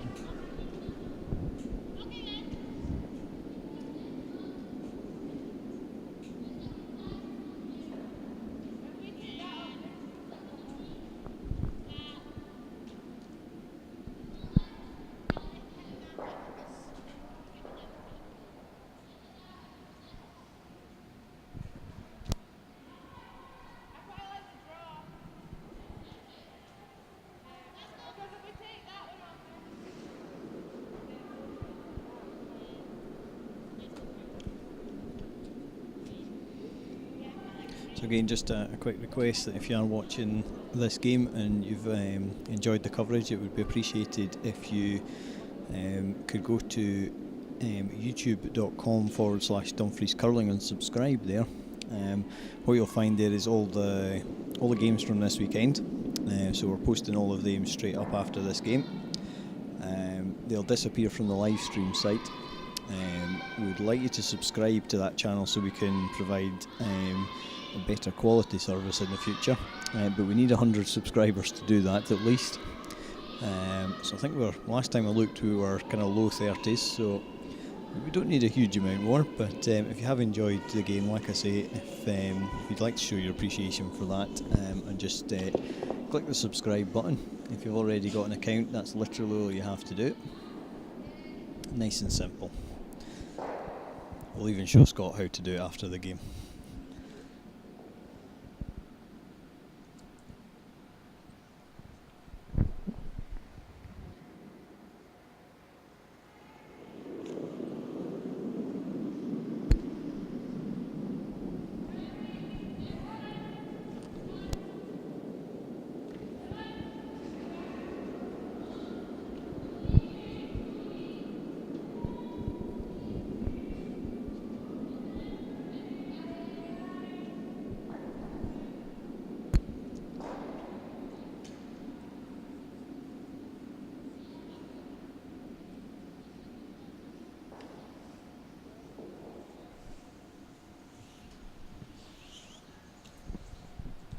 A bit of a loose one for Ellie.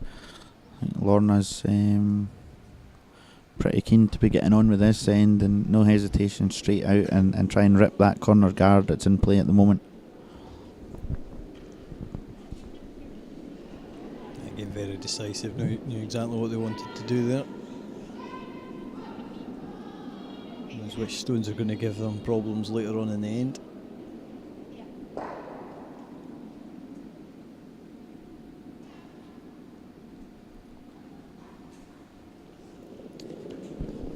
Yeah, and now the Marshall team decide that they should be trying to trying to hit some of the Weaver stones. They obviously don't want to get into the same mess as they did the last end.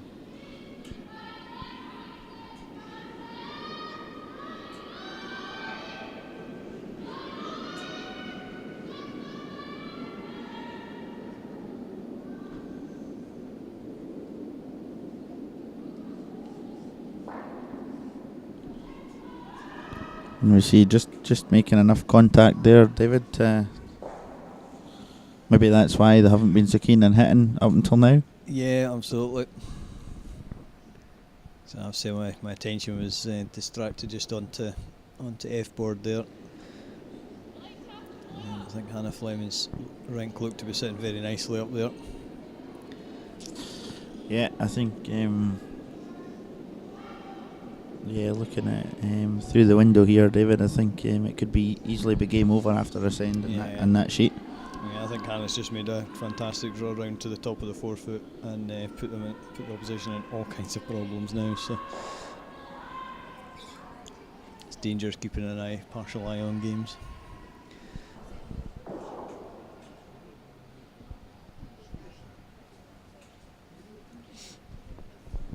So trying another clear up here, going for the double again.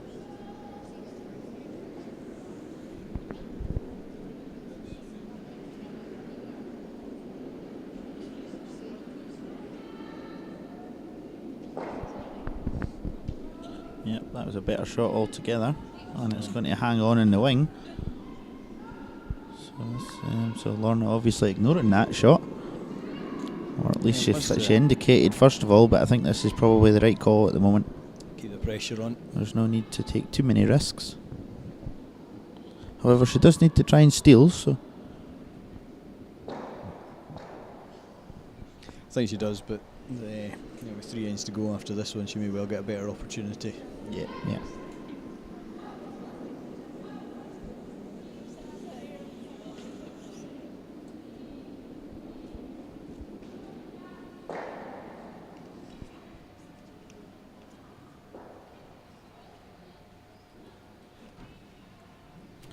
Again, they're quite happy to play these lighter weights, David, at these takeouts.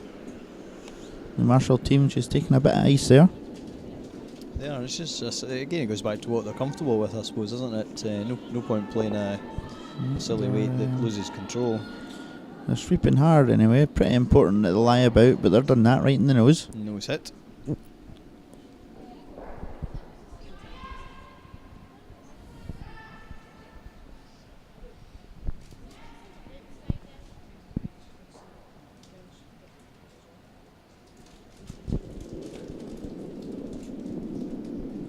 Important shot to have in your armoury, isn't it? Just somebody in the rink that can just clear out 3 or 4 stones in the walnut. Yeah, very much so, David. I think you'll find in most teams the second and the third player can both play the high hard one quite well. Hence why it's such important that it is a team game and that the right players are in the right positions to do the right jobs. Yeah, very much so.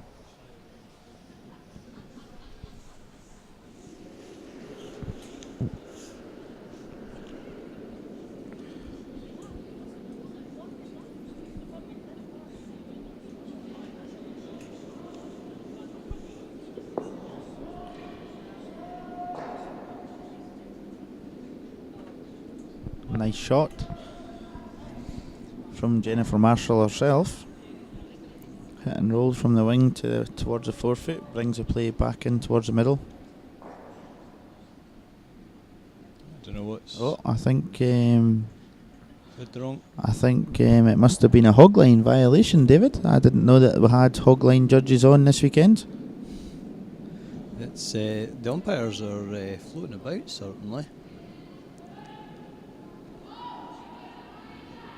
Just checking. That could have a fairly big impact on this game. Yeah, certainly just checking they'd played the right colour of stone and everything, and they have, certainly, so there's nothing wrong there. No, I think it was just the fact that she obviously didn't let go of the stone in time.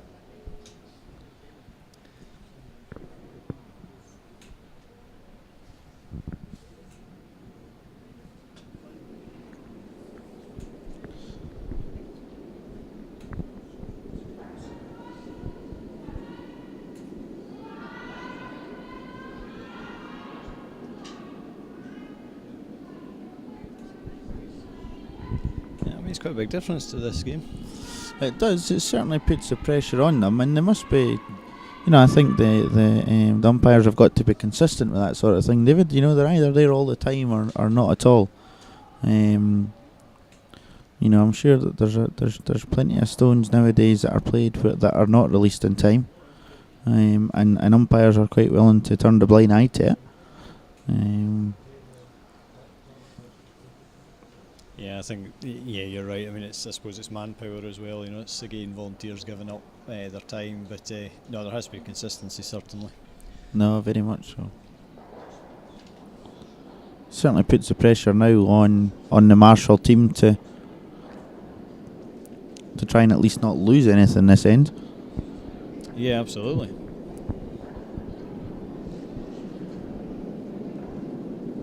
As we see Fleming steal another 2, and that game is now finished. So Hannah Fleming has won her game 9-2. Good attempt at the double there from Maggie Wilson.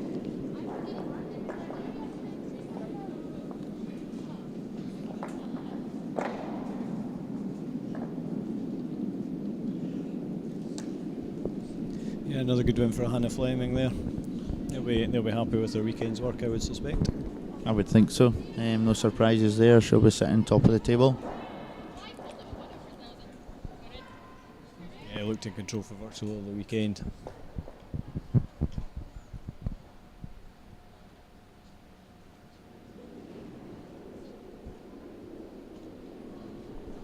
I think when you see them all, when you haven't seen all the teams playing now, certainly Hannah and Kerry Barr look like the two most likely contenders.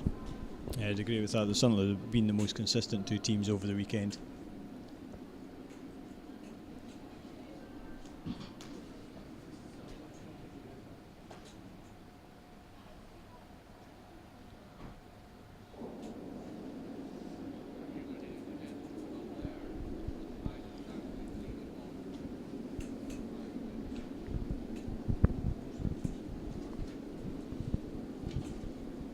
What you be doing here, Scott? Just taking the one out. Yeah, I think so. That's nothing else for it, David, is there?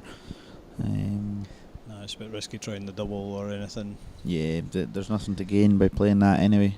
Really, because last stone at the end. Apologies, thought this was second last. So yeah, no.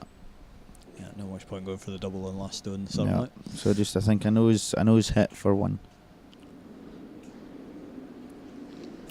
You may well see some skips try the draw here with a bit of backing. I mean, this certainly looks wide enough at the moment. It's not hanging about, I don't think. No. So another steal of 1. Getting a bit disappointing there, I think. I think that was a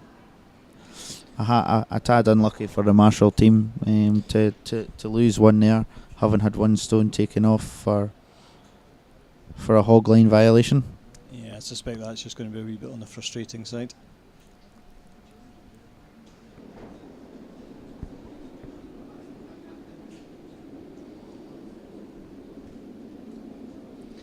Having just said that Kerry Barr's rink were flying along nicely, Gail Monroe's stolen another 2 across there. So that's Gail's now in the lead 6-5 after 7 ends. I think out of all the teams, Gail must be the most disappointed of how her weekend has went. Yeah, I think that's certainly a surprise that she's sitting at the bottom of the table without a win.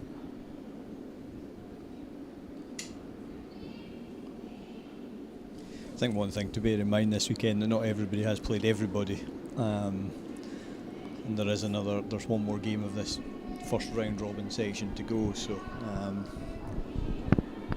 that may have a bearing on things. But no, certainly, obviously with that record, it's not going to be one of the better weekends.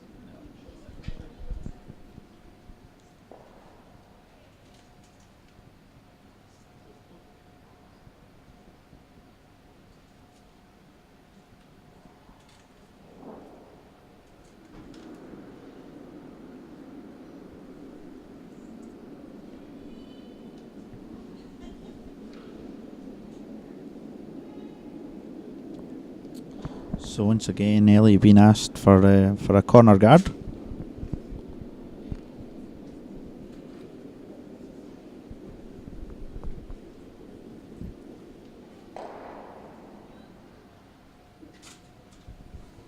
It's a nice weight that time. Yeah, I think I do think experience in this game is going to tell towards the latter part of this game, David, as we said earlier on. I think it's fair to say the momentum has shifted, certainly. Yeah, very much so. And the Weavers Rink are now starting to play a lot better as well. They are, and I think that some of the focus might be on that stone that was removed there, but I think the momentum was probably moving before that as well. Yeah, very much so.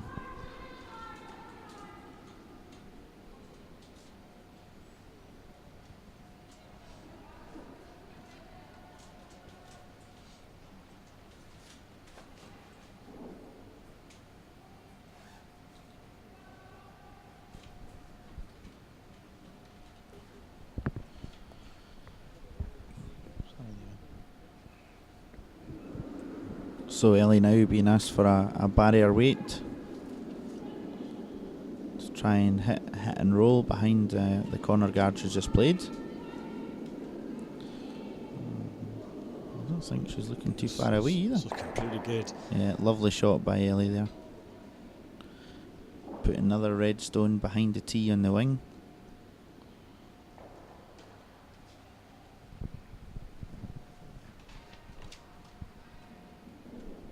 Lorna now looking just to keep control of the front of the house.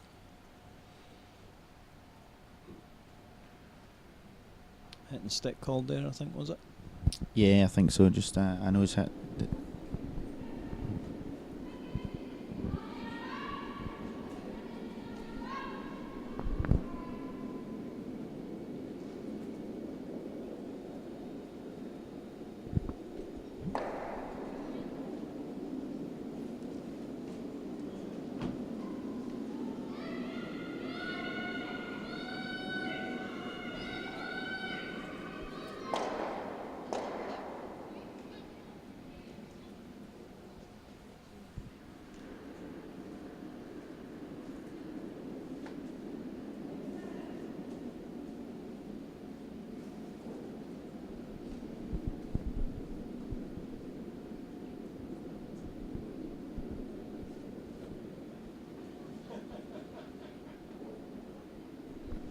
If you're playing blue stones here, Scott, what's your plans for the rest of the game? Where are you looking to be in? Time going down the 10th. I think she's certainly going to have to try and get a 2 somewhere along the lines to reverse a hammer. Obviously Lorna is 1 up without at the moment, and looking pretty good this end as well, I have to say. So I think even possibly a steal, a score of 1 for the Marshall Rink to try and stop the rot, try and force the Weaver Rink into taking a 1, and then possibly try and blank down the. Yeah, no, that would be the 9th end. So yeah, then obviously you'd be one down with playing the 10th and try and get your 2. So I think. They seem to have certainly made more chances when the ends have been messy. Yeah, I think that's right. At this stage in the game, though, I think they've certainly got an opportunity here. I'm not so sure this will be the right call.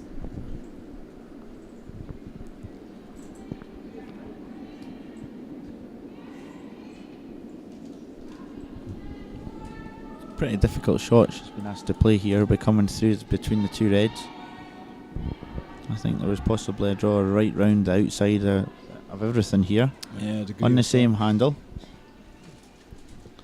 That said, if they do get in between these, it's needing to swing a bit yet though, but yeah, so see red still lie first and second, and this blue will be removed pretty quickly. I don't think this one will be lacking horsepower. No, and I think looking at this end now and the way it's set up, that the best that Marshall can hope for is a 1. So I think that's what they really need to be concentrating on, is trying at least score 1, stop the rot, keep themselves in the game. Yeah, because at this point it doesn't look like a bit an easy one either. No, I think, I mean, they're still persistent in trying to come down through there. It certainly, from here and from the camera angle, it looks a pretty small hole. I think, gap. yeah, they're possibly looking now at coming right round outside everything. I have to say, looking down on the ice, it looks even narrower. Yeah, I think this is possibly the right shot now.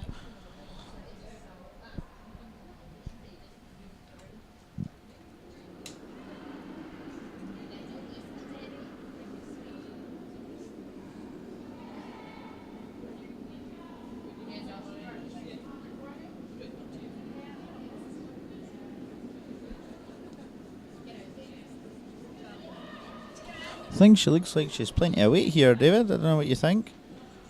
Lorna's certainly rushing out. Yeah, not quite sure how they're sweeping it back either. But no, I think it's possibly still shot though. I I think blue will be line one now. Oh, no, well, Lorna indicates that red shot, but she certainly looks like she knows what she's doing now. I think she's certainly trying to boss the head a bit. red does look shot from that angle, doesn't it? Yeah, it does, yeah.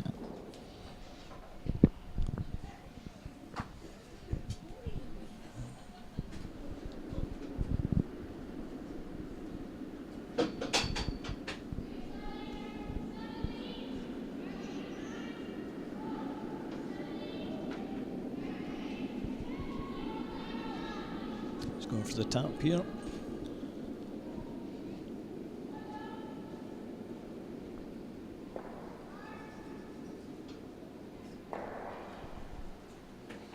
I think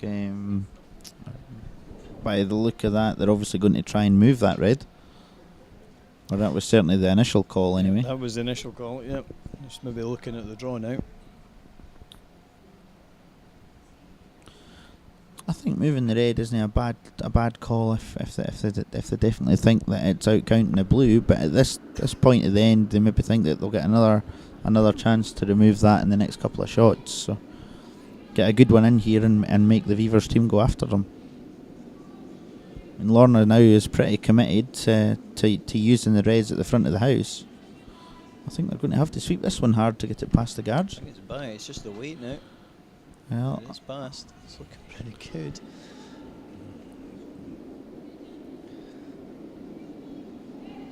yeah, no, lovely shot. Lovely shot. Yeah, Lorna looks really keen to get on with this game now.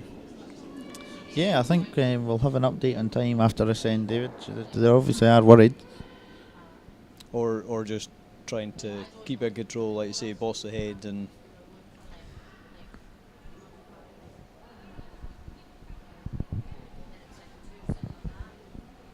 Yeah, again, they're now coming back to look at the tap instead.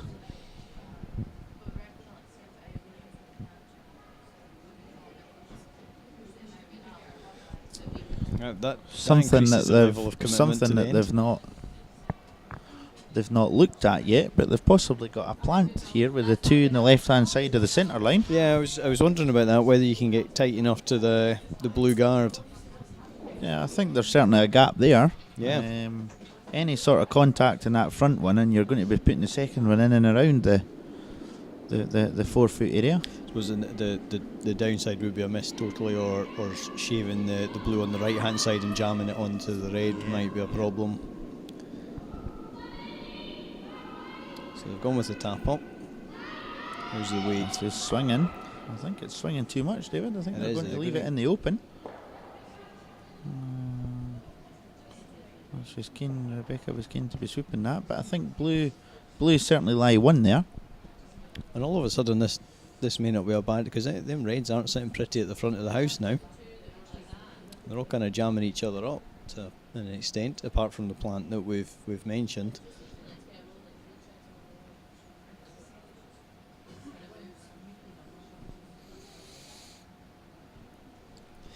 I wonder who is sitting third shot there, David. I know Lorna certainly indicated that it was red earlier on in the end.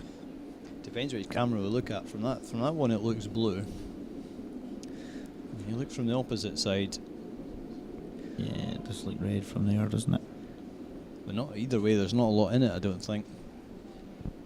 Maybe that's a better look at the lineup of the two reds to the blue as well. Yeah, there looks to be a wee bit of a gap between the two reds. There So is. just a draw being called for, so they're obviously not trying to bring the back blue into play anyway. They need to make sure that they get this at least cover the inside edge of this stone. I think they're heavy.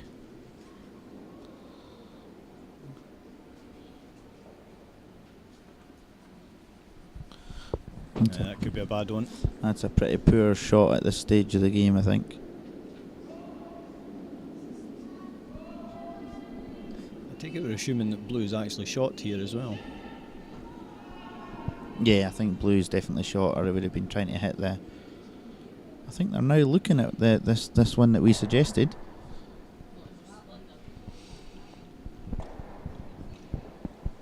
Looking at blue back as well. They seem to have had a look at that very quickly and decided no.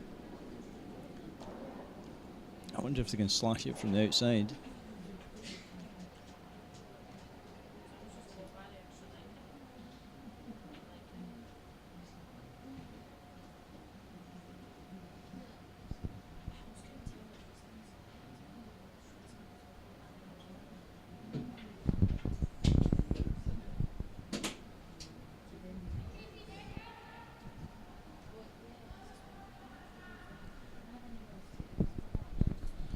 They're obviously going. This stone's going to have to swing if they're looking at this. Oh, and here we have a coach interaction called. Having a better look at this plant now.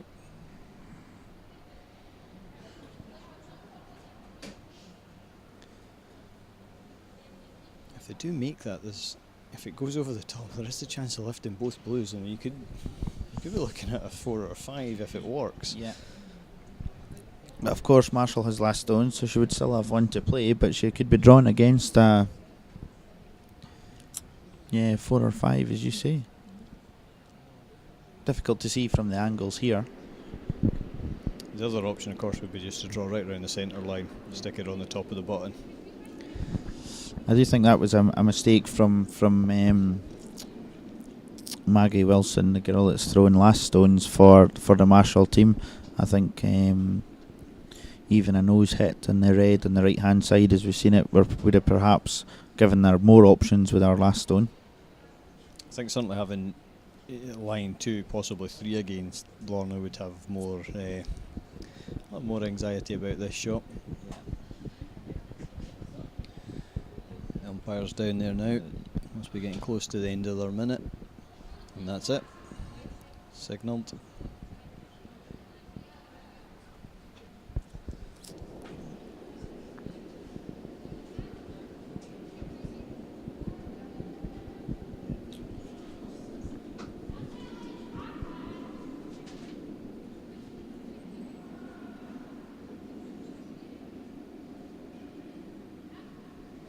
Discussions continue. Yeah, Can it hit and roll off their back one? it must not be certain that the angles are just right on that, David, because from sitting here it looks pretty. That probably looks a shot to play.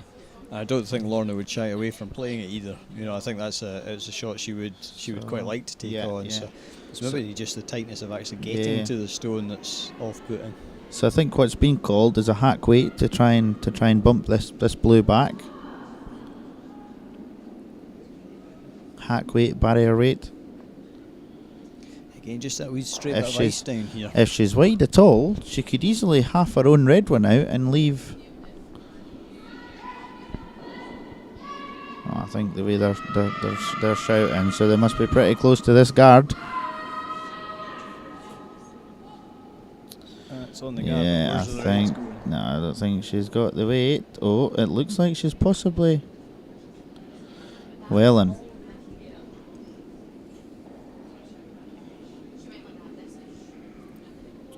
They're having another look to see who's shot here.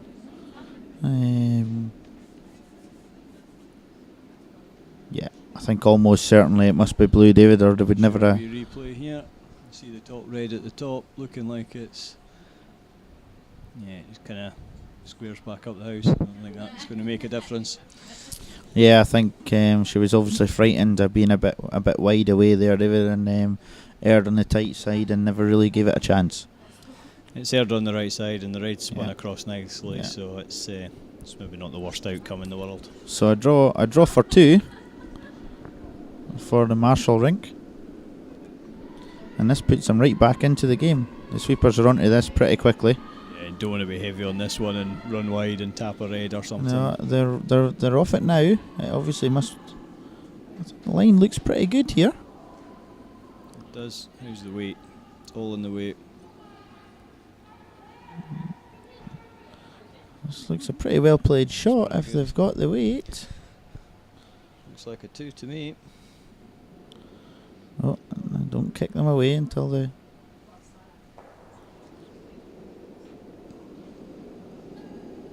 Well, I'm guessing Yeah. if there's any doubt they would have measured that for a 2. so obviously 2 blues and Marshall takes the lead once again. The score now 6-5. And for the followers of Kerry Barr in her team, she took a 2 in the 8th end, so she is now 7-6 up in that game against Gail Monroe. I think that looks to have been a right close game.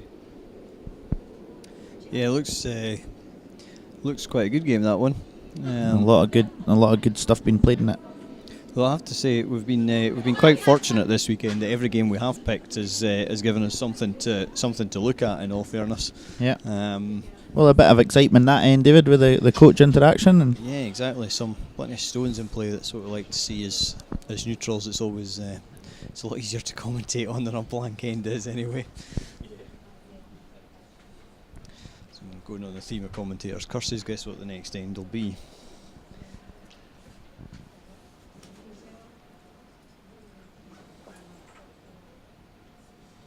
So barring extra ends, we're down to the last 2 ends of this weekend.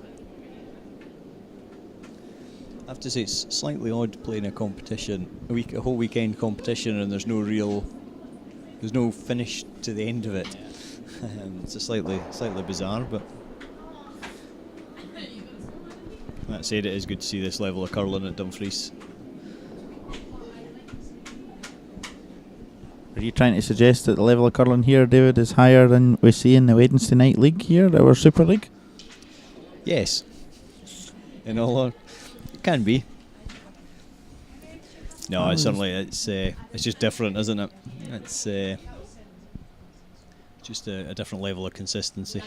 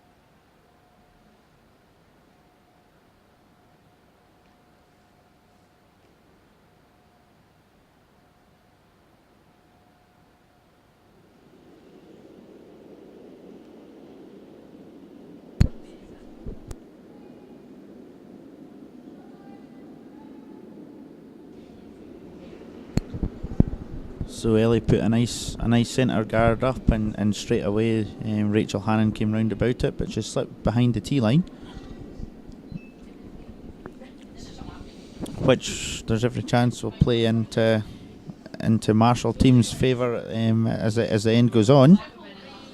Ellie just seems to be slipping past everything here, though, I think. Where would your money be now? Would Lorna be trying to blank this end, retain the hammer? I think for the 2 now. I think she'll certainly be trying to 2 at the very worst. I think, David, 2 or a blank. A 1's really no good to her here. No. Having said that, she has managed to steal in the game earlier on. She's So had a couple of steals in a row, yeah. yeah, so it's not that they can't do it. But no, I think Lorna and her team will be pretty keen to to take 2 in this end at the very least. So just going back to the Wednesday night league, we do sometimes put some Wednesday night Super League games on the live stream. So for any of you that are at a loose end on a Wednesday night and want to tune in and see some pretty high level curling, tune in. Yeah, what we're trying to do is we can have 2 cameras shown at the same time, so you may not always get fantastic commentary we've had today. Thank you, David. You're welcome. As we should be down on the ice playing. Yeah, exactly. You were like, well, if we ever actually managed to play a Wednesday night league game this year. So in theory, it's a game to watch. Having said that, we are keen to get more people involved in this. We're not, it's not just a select few that's doing this. We're keen to get as many people involved as possible. So if you fancy having a go at the commentary or pressing buttons to switch the video, it's really fairly straightforward. It's a couple of big black buttons to press. We'll set it up for you. You can have a go, and it's just a Wednesday night league game, and if it works, it works, and if nobody can see it, nobody can see it. So it's a good chance to have a go at setting things up that way.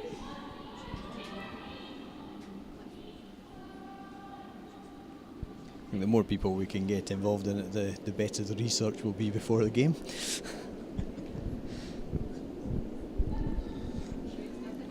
There's a lovely shot in there by Rebecca Kelsley.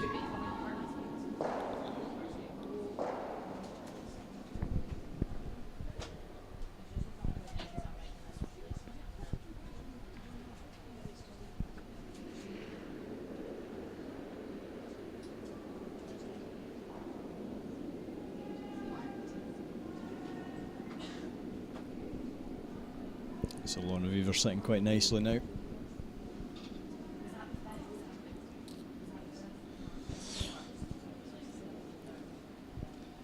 Yeah, I think this is a nice stone coming in. No, they don't want to try and bounce that too much, though. Possibly would have been better leaving that to settle rather than trying to sweep it. Gives him an awkward one though, doesn't it? Pretty good one in there, though. As we said before, Lorna I'll be looking to at least take 2 this end. Yeah, so for her to get to that blue is going to have to be moved at some point. Go for the blue now if you're tight to the guard, and take the guards, and so be it. Fully out for the shot stone. Yeah, it's difficult again without looking at it on the screen here rather than and seeing it from right behind the player's view, if you like. But I'm not sure whether they can get right behind the.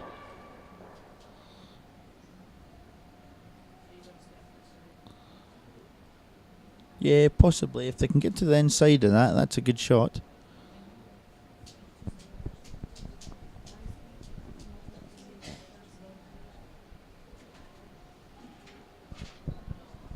Again, it's just so easy from up here, isn't it? It's never play a bad shot. Don't think there is a bad call if you play the shot, though, to be fair. That's very true. I think what they've decided on here, David, is to try and come round and just try and freeze on the nose of this blue, or if anything, maybe the inside of it. Yep. If they can get a wee check on the inside, then the end starts to look very good at that point. I think the last thing they want to be doing here is wide and heavy. Yes, that would be bad. And it certainly doesn't look tight and light. Not from the hand signals. There is a swing off here. Starting to swing now, though. It comes. The trap bounce. They're just going to possibly leave an angle there for them to work with. It's not a bad shot in there, though. Now it's decision time really for Marshall and her team. Do they try and just bump it about a wee bump touch? It slightly? If they guard it, it's no disaster. I don't know how Weavers has got to try and get her to this end. Yeah, exactly. And yeah, that blue's going to have to come out of there, and it's potentially going to take. As long as this stone goes in somewhere, it's probably going to take 2 stones to get it out of there. So this looks. Yeah, this is going to have to swing this one, I think, David. They don't want to slip past and leave them any sort of a double here at all. Missed everything. Might be on the back blue, but Not really what they were looking for. No, not at this stage in the game. I think Lorna now will try and come down and bump these around, possibly.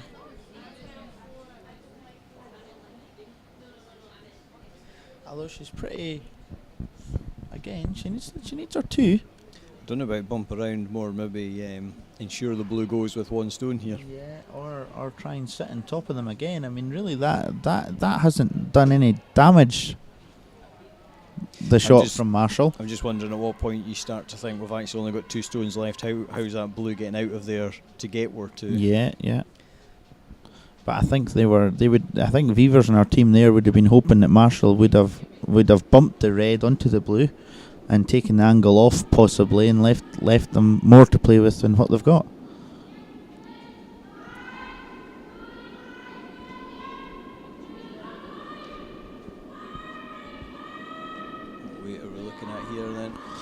I think it's. I don't know. I don't think it were passed.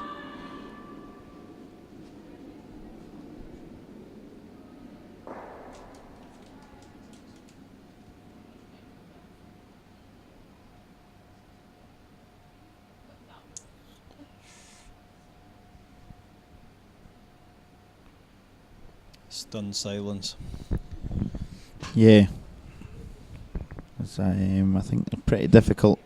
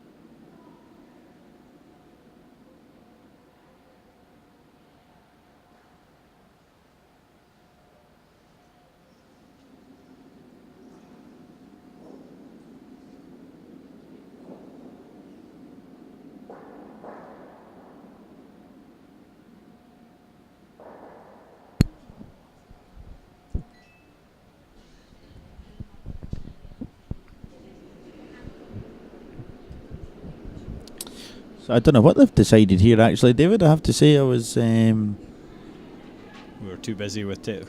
I don't think there was many technical issues, but over the screens went a horrible shade of black for a second there. I think they were trying to draw right round the outside. They need to be very careful they don't leave any sort of double in blues here. And they may just have done that.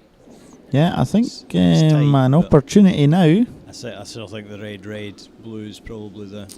Yeah, I think we might see her play a bit of weight at this time. I think it's getting to stage. Personally, I think I'd be wanting to open that up a little bit now, just to. Yeah, I mean, as I've said all along this end, really Lorna needs to be scoring 2 at least. Big shot in the end and a big shot in the match. It is. That's Sarah Reid in the hack who will be playing it. It's her second stone of the end, I think, if we're counting properly. And an update on the game on sheet C between Kerry Barr and Gail Monroe. Gail was forced to take her 1, so the score is now 7-all after 9 ends. And the stone's in the wave. It doesn't look like Sarah's played this very heavy. I like the angle. Yeah, played it well.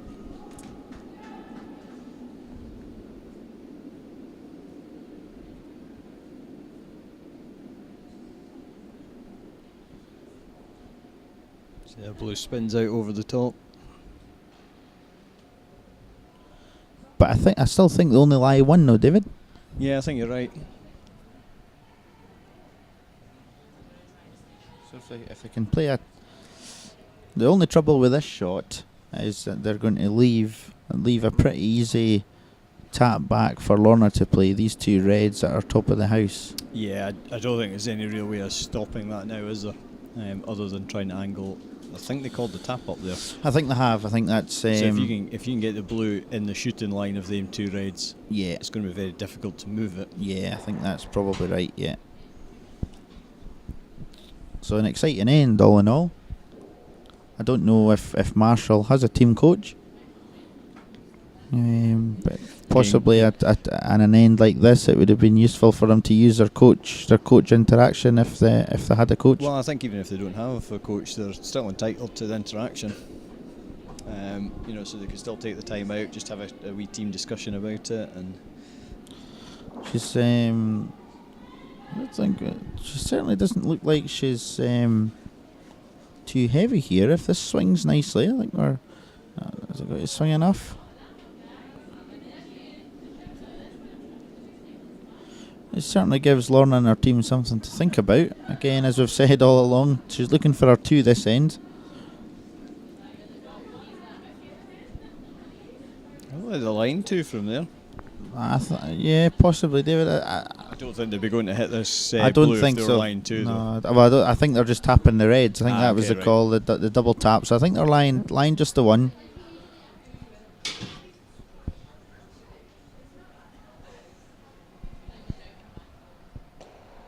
Yeah, I think they're lying just 1, David.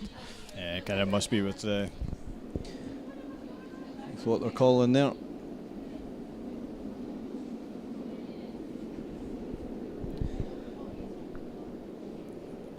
So there's only one person on the chat facility being brave enough to say who's going to win this.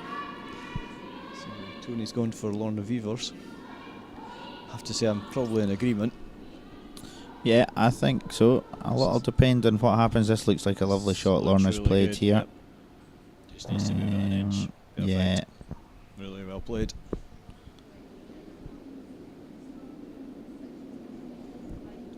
Yeah, I think we'll see. It possibly has given them a wee chance here, the Marshall rink, if they can get the angles right on this. Catch it 3/4 stone on the high side. Lock it straight back onto the nose of the red that's lying shot.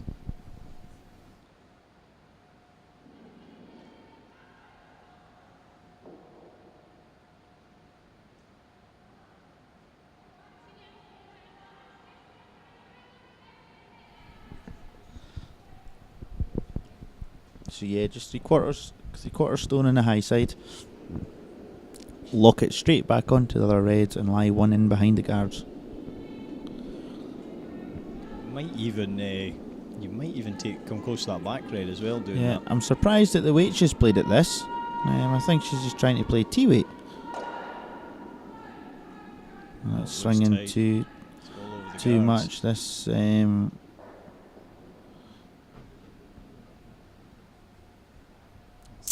Line 3 now. I think so.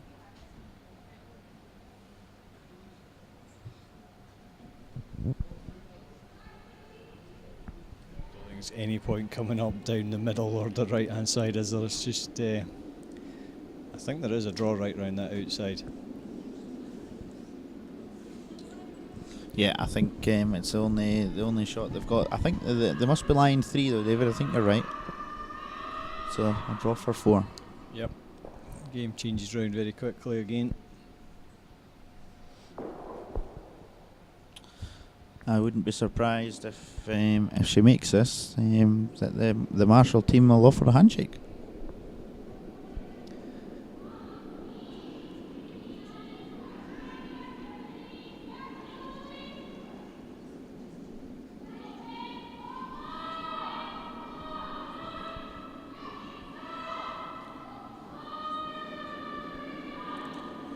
Looks pretty I good. think if the weight's good, That's perfect.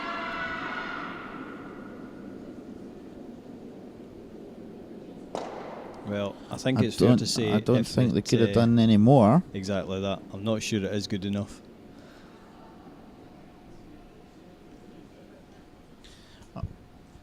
Measure called. I don't know what we're measuring here. It's certainly 2. Yeah. So that's the first shot out the way, that's the second shot out the way, and that's the third shot shot out the way. So we must be measuring for 2 blues and a red. Yeah.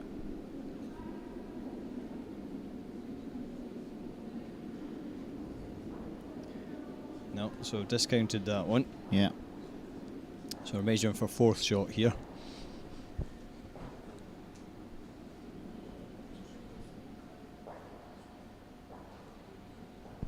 Not a great angle to judge by, but it'll be a good angle to see the umpire.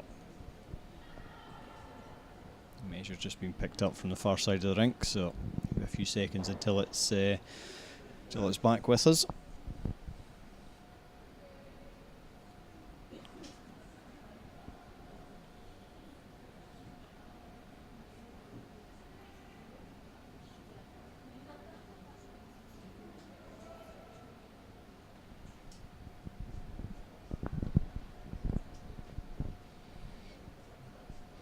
So I think just what we were saying earlier on, experience starting to tell here, and I think so, David. Yeah, I think the Marshall team are perhaps just running out a bit of steam now. I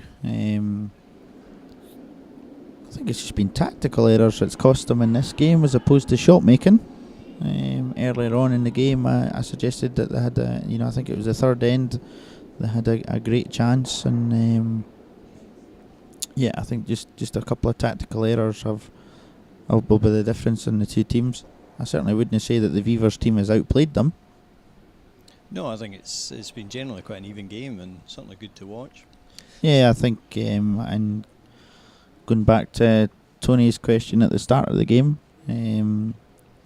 as to who we think the top 3 will be, I do think that the first two places are pretty keen.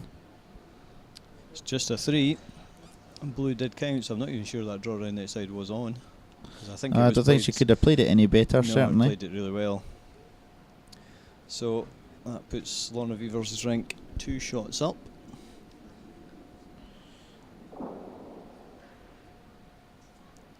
So that's 8-6 going down the last end.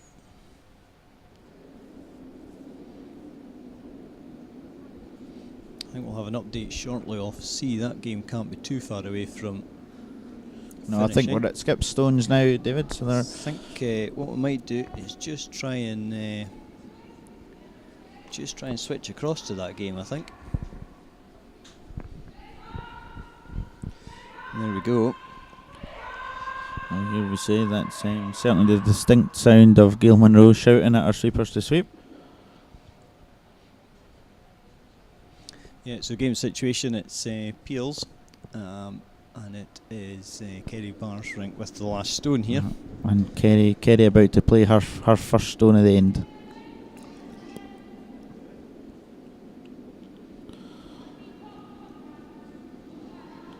So Gail's obviously set the end up quite well here.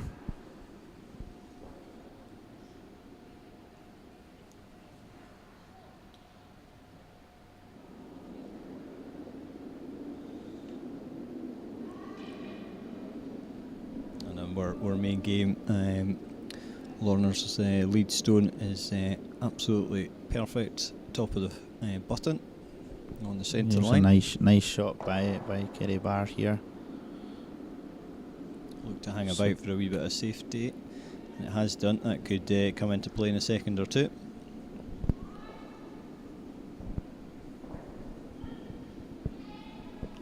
Yeah, absolutely, David. Because of course with it being Peels, I think if unless Gail gets totally hidden behind this guard, it's certainly long enough to do that. But unless she makes the perfect shot here, Kerry should have a shot to win the game. We've just been asked to recap the last end.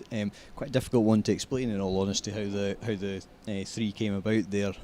Best bet is probably to go onto YouTube .com/Dumfries Curling just after, maybe about 20 minutes after this game, and you'll be able to see the whole thing again.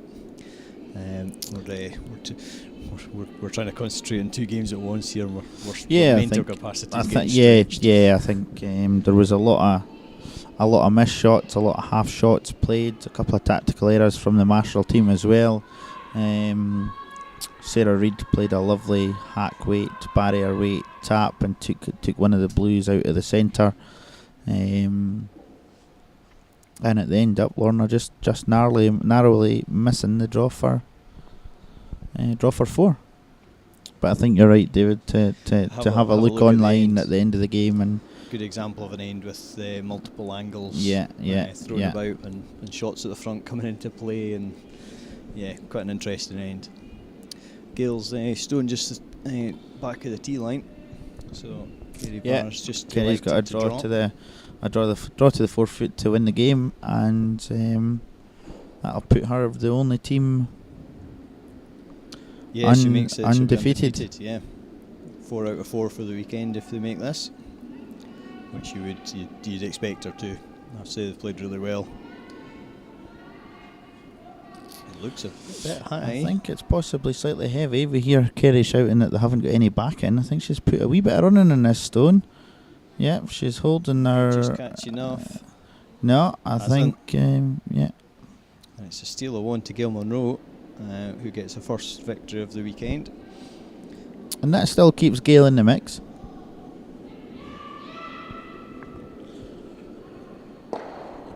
So back onto the feature game.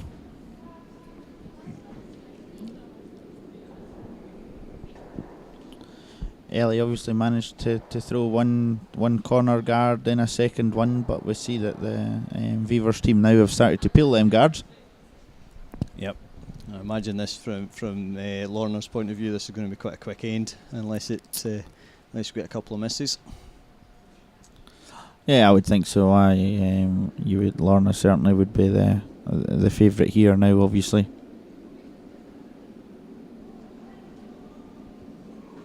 Oh, we've had a pick-up, which is pretty disappointing at this stage of the game, and that I'll almost finish the game off, I think. Yeah, and to be fair, that's very much 1-1 for Lorna. Lorna's last stone against Hannah Fleming last night picked up in the extra end. Right. Hannah did have another stone to come, but still disappointing nonetheless. I have to say though, last night the sweepers weren't cleaning the stone. I don't know if they were there. Yeah. They're certainly sweeping this one hard.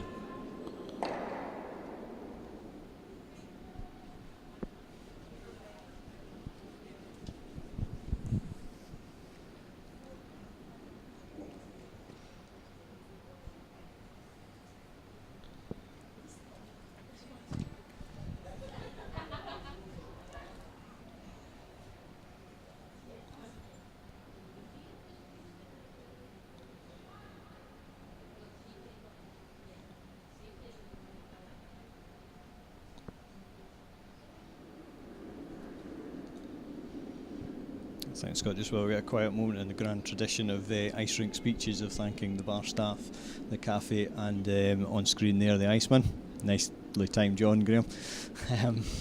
Just to give a wee nod, he's done a fantastic job this weekend, keeping the ice going right the way through. It's been his responsibility this weekend. So just when we get a second to say that. Yeah, no, I think as always the ice here this weekend has been fantastic. It is a wonderful facility that we have here at Dumfries. Yeah, and I think crucially it's improving all the time as well. You know, it's there's not many weeks go by where we don't try and improve something.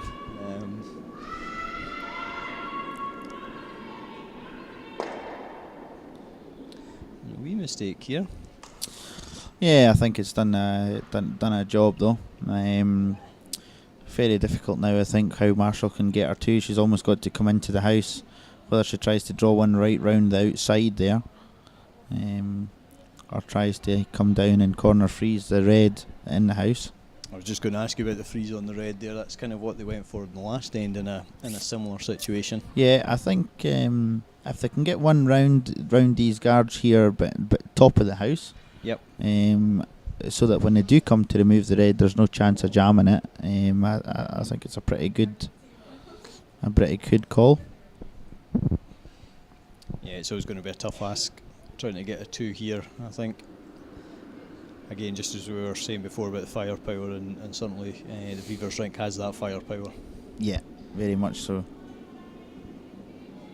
And I think even down this last end, it's been pretty evident that they're all very pretty experienced teams. Certainly the top playing order with Sarah and Lorna. Don't know what happened with that one. That was a pretty loose shot at this stage of the game. Maybe just a wee touch tight and light combination and crash the guard. I mean, the stone in the house here may well work to the advantage of Marshall yet, if they can get a good freeze on that one. It could do, but you'd have to say it's unlikely, I think, at this stage.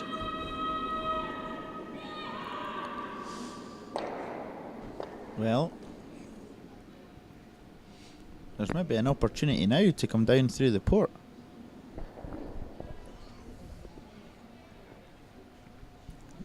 There's only three blues left to come in this end now, so I'm not sure about this, David. I think they've got to try and come down through there and maybe make a play in that red now. There's got plenty of cover up front. I just don't know if they'll get a better opportunity. No, I think if they could try and make a play in the red.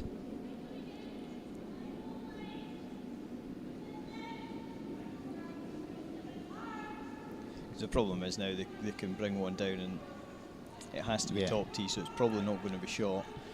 I mean, they need Lorna to get. puts the guard up and I mean, this is a lovely stone she's played, but had she played it down the other side, they would have been looking pretty. Yeah.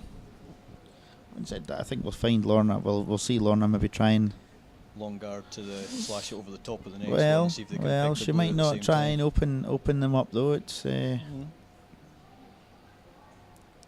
certainly got her thinking here. Yeah, true. They can't. They're pretty brave if they try and make any sort of play in the blue at all.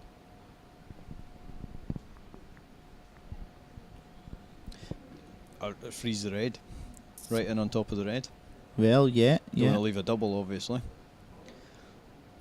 I don't know what they've called here. Actually, I think they're maybe just calling the guard. Yeah. Brave call. They may well. I'm sure the Marshall team will be able to come down and hit 3/4 to half of that blue stone and angle it onto the red. Yeah, that angle looks quite nice from here. Yeah. So.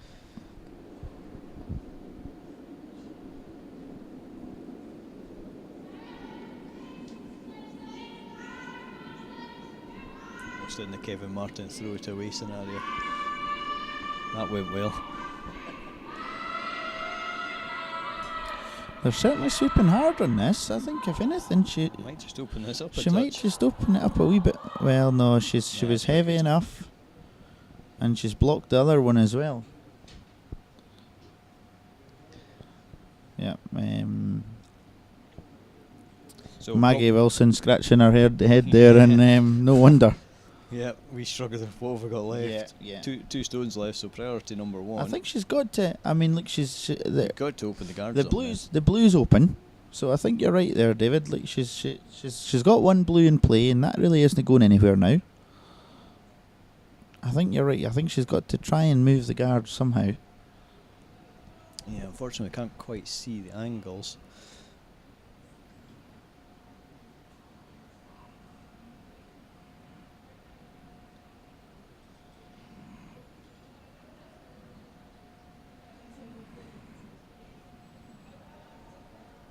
Try and get you a slightly better picture. The problem is the camera facing the other way has got slight contrast issues, as you can see. So we'll just stick with the one we've got. So I don't know what the call was here. I don't know. Did they think that there's a hole to come down through there? Or? I just wonder that, and if there is, it looks pretty tight from where we are. I think again this is a typical example. If you're going to err, make sure you err on the tight side here and catch the ones on the right hand side of the line as we look at it. Yeah, the brush is actually down to come off the centre line. Yeah, so yeah. I think yeah. if there was a gap, it would be. Yeah, I coming think back that to the centre line. the worst case scenario here would be catch the red on the high side. The red guard. I think the way that arms are spread. they can't catch. If they catch, well,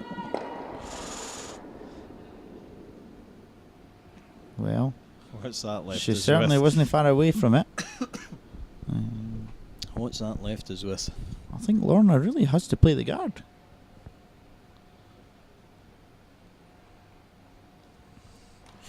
There wasn't an awful lot of urgency there, but she was very close to making that shot. She was. Yeah, a guard leaves them in all kinds of problems. So there's no blues to tap up. So it's just thinking through whether a second stone in the house, but I don't think there's anywhere obvious to put it that's going to be safe. So no, I think just a at guard. this stage in the game, just a guard. Sarah having a quick look at the time, so they're obviously Lorna doesn't seem to be in too much of a hurry here, so they must be okay in that front.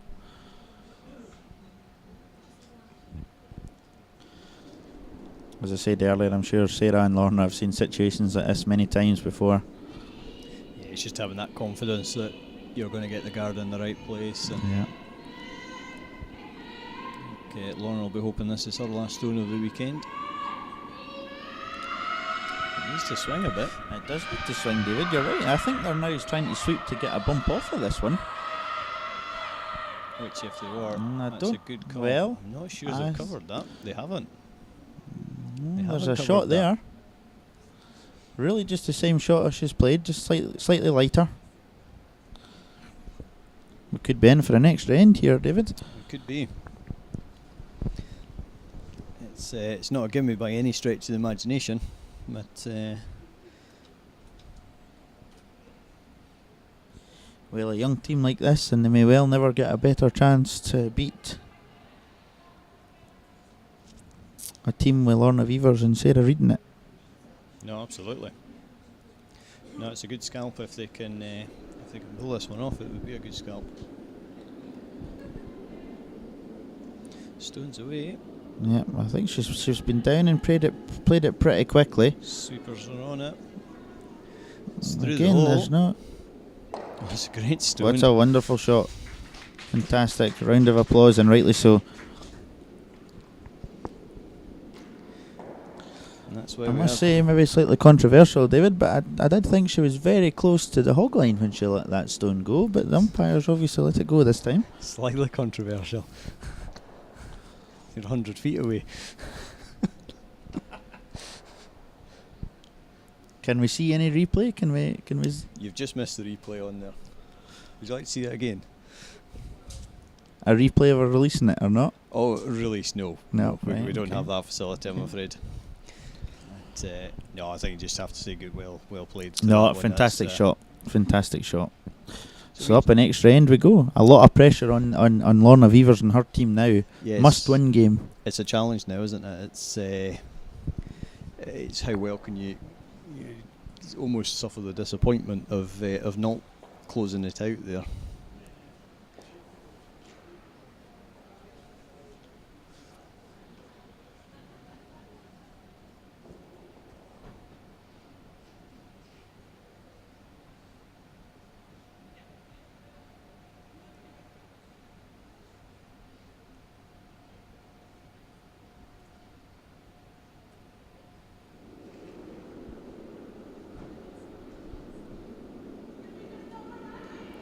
So here we go down the extra end.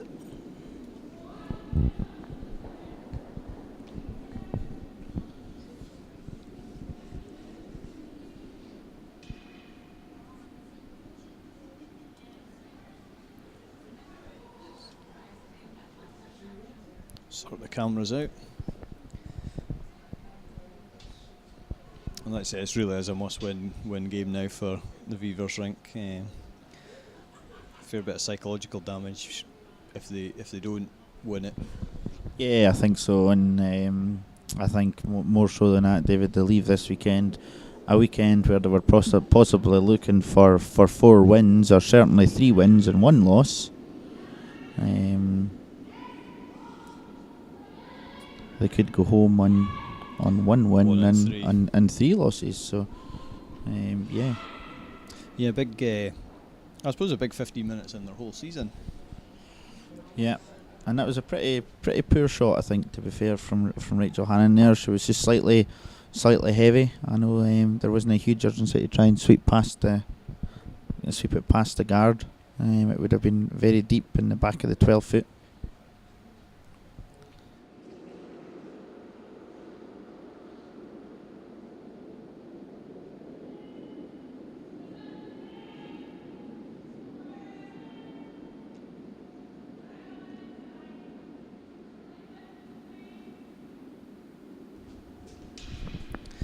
So just having it confirmed, just checking the time rules. Both rinks have 9 minutes, which should be absolutely plenty. Yeah, plenty of time, David, to get through the extra end. Yep. Given they both get an extra time out as well.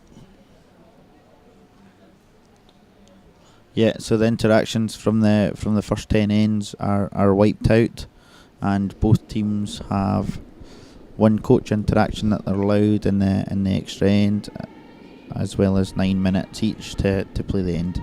Sorry, coach interactions now. They're not called timeouts anymore, are they? Very technically correct, Scott. Thank you, David. Up on your stuff, did your research. It's a nice shot though.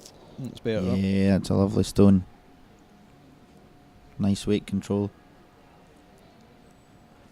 And it's really these next couple of shots that'll shape the end, I think, for me. I think if Marshall can get 1 in there, right on top of that red, and maybe bump it back even just a foot or 2, the pressure's really on Lorna and her team. Yeah, they've almost got a couple of free shots, I would say, because Lorna's going to go for these guards. Yeah, I think so. Yeah, I think wherever this one goes, I think you're right, David, yeah. Well, this maybe possibly hasn't got the weight, is it? They're sweeping it hard though, they're working hard. It might come into play. Yeah. But, yeah, Lorna's certainly going to... The guards aren't sitting really nicely to... Yeah, I think just tie side of nose. They'll try and roll the shooter. Make sure the shooter rolls and 1 blue goes, as opposed to going for a double and leave the... Well, leave just tie side of nose. You might just about get them all.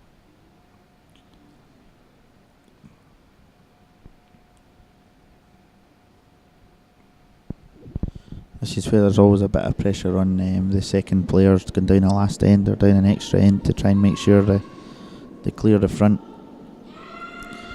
It's, this is a pretty good stone. Yeah, it's fine. As I say, rolls the shooter, takes 1 out of the Yeah. blue. So Yeah, well called, David. job done from that point of view.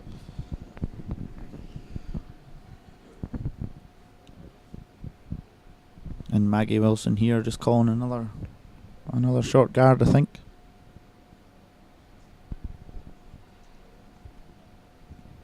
Yeah, no real option at this stage. It's probably the last stone was their good opportunity to get right down on top of that red. They just have to keep putting the guards up and hope for a mistake.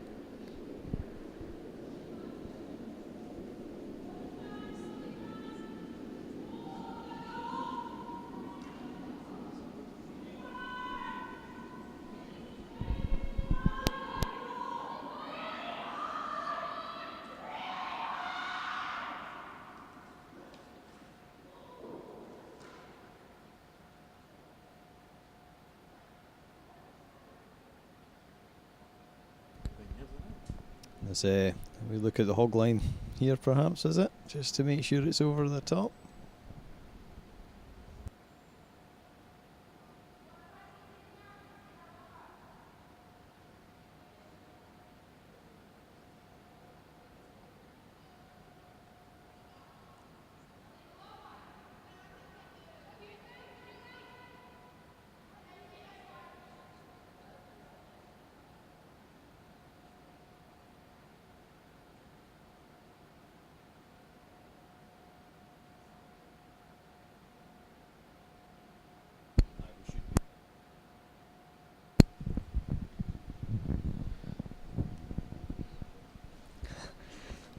That's a great time to check. Scott's just checking with me that our voices are in sync with the video halfway through the extra end of the final game of the weekend. To be fair, it's a good question.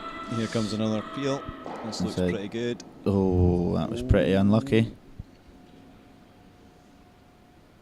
A Pretty few unlucky or oohs. pretty lucky that it didn't jam. Well, yeah. A few oohs and ahs from the crowd here. Because if that one jams, it's that's not pretty. Still an opportunity here now though for Marshall's Rink to get one right in on top of that red one. Yeah, absolutely do. Yeah. Yeah, I think you have to go for it now. I don't think there's a guard's not going to leave you many options now. No, I think you've got to. I don't think they need to be trying to play this too heavy though. I think just the way she's indicating here, they're looking at playing it with a bit of weight. I don't think they want to be any heavier than sort of back 4 foot weight. Just a heavy draw. Let the sweepers do the work. Even if it's not shot this Looking time. where they're putting the brush. They're Going up in I think weight. they're almost going to be playing a full strike weight at this.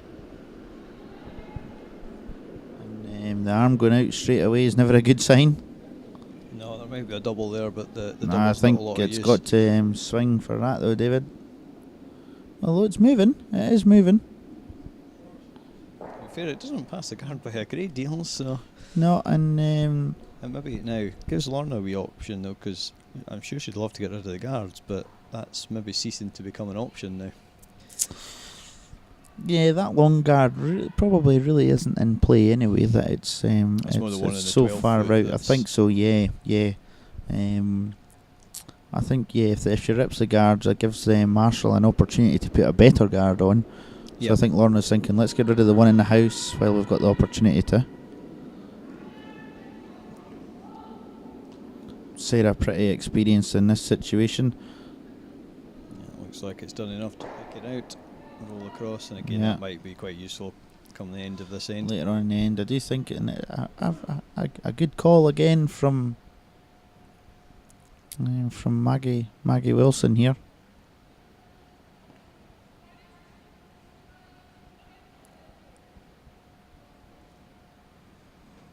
Of course, when you're trying to steal, David, you only need one good one in there. Yeah, exactly. One good one. The opposition might be slightly nervous at this point in time as well. So go back to you said. I think we said at the last game. You just want to make sure you're at least lying for the game when you make your opposition play that last stone. Yeah, absolutely. I think they just underswept that slightly. There just doesn't seem to be the same urgency about them. There was no shouting or. No, just maybe gone a wee bit flat. But It's almost as if they're frightened to go and win the game.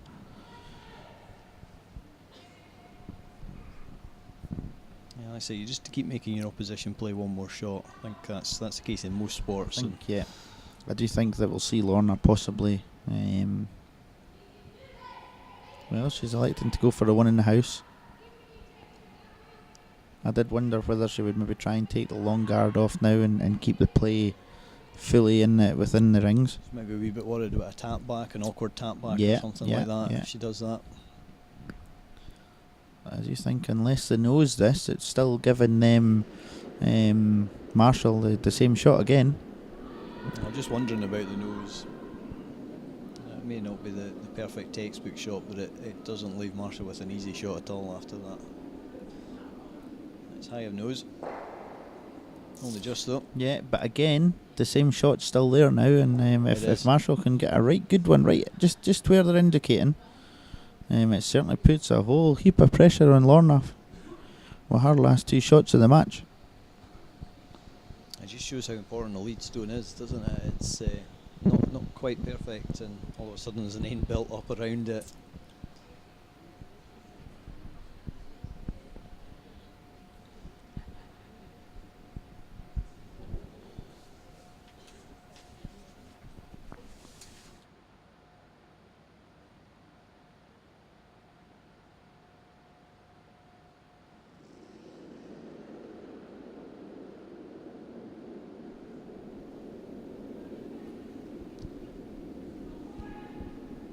And Stones away again, the sweepers are on it.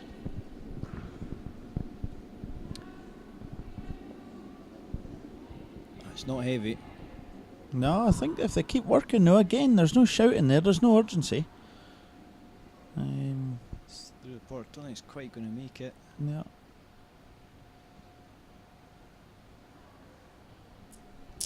I think they're, yeah, and it's only one stone left now. So does Lorna play here then?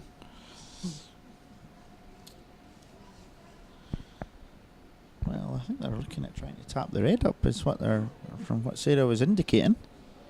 It may well be another time for them to bring their coach down. What would you say the options are here? Clear I the think front? I think what I mean, the shot that Lorna's indicating there to nose this blue isn't such a bad option, but of course then they can then always come down. Marshall can always come down and tap the other blue that's sitting in the high side there, right onto the button, and of course Lorna will have blocked her way in with this shot. So difficult, I suppose, to know what to do to be right here. I think she also has to bear in mind she has got one bite in the forefoot at the moment. Yeah. But as I say, you only need one good one, and I know they've only. I mean, Maggie Wilson's only got one stone left to get a good one in there, but yeah, you do only need one. So where's this one? It's very quiet. I think it's hitting and rolling away. Yeah. So again, they've got the same opportunity again to put another good one in there. They know the line. They've played down there twice now. Just again, just to say another 6 feet of running, and they'll be looking pretty good. I'll say it. Obviously, they do need to be fully forefoot this time, otherwise it'll be handshakes. Yeah. Well, she played a good one with her last in the last end to force the extra end. So I think to be fair to the whole Marshall rink, no matter the result, they have played very well in this game. Like I say, just maybe some tactical calls. yeah, I think that's been the difference. A couple of tactical errors earlier on in the game. I think the 9th end was a big turning point when Beavers took 3.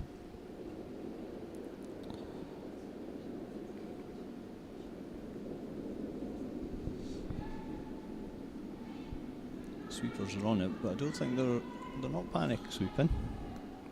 No, but I think that's the problem. They've not been panic sweeping all ends. I think the fact that it's still moving.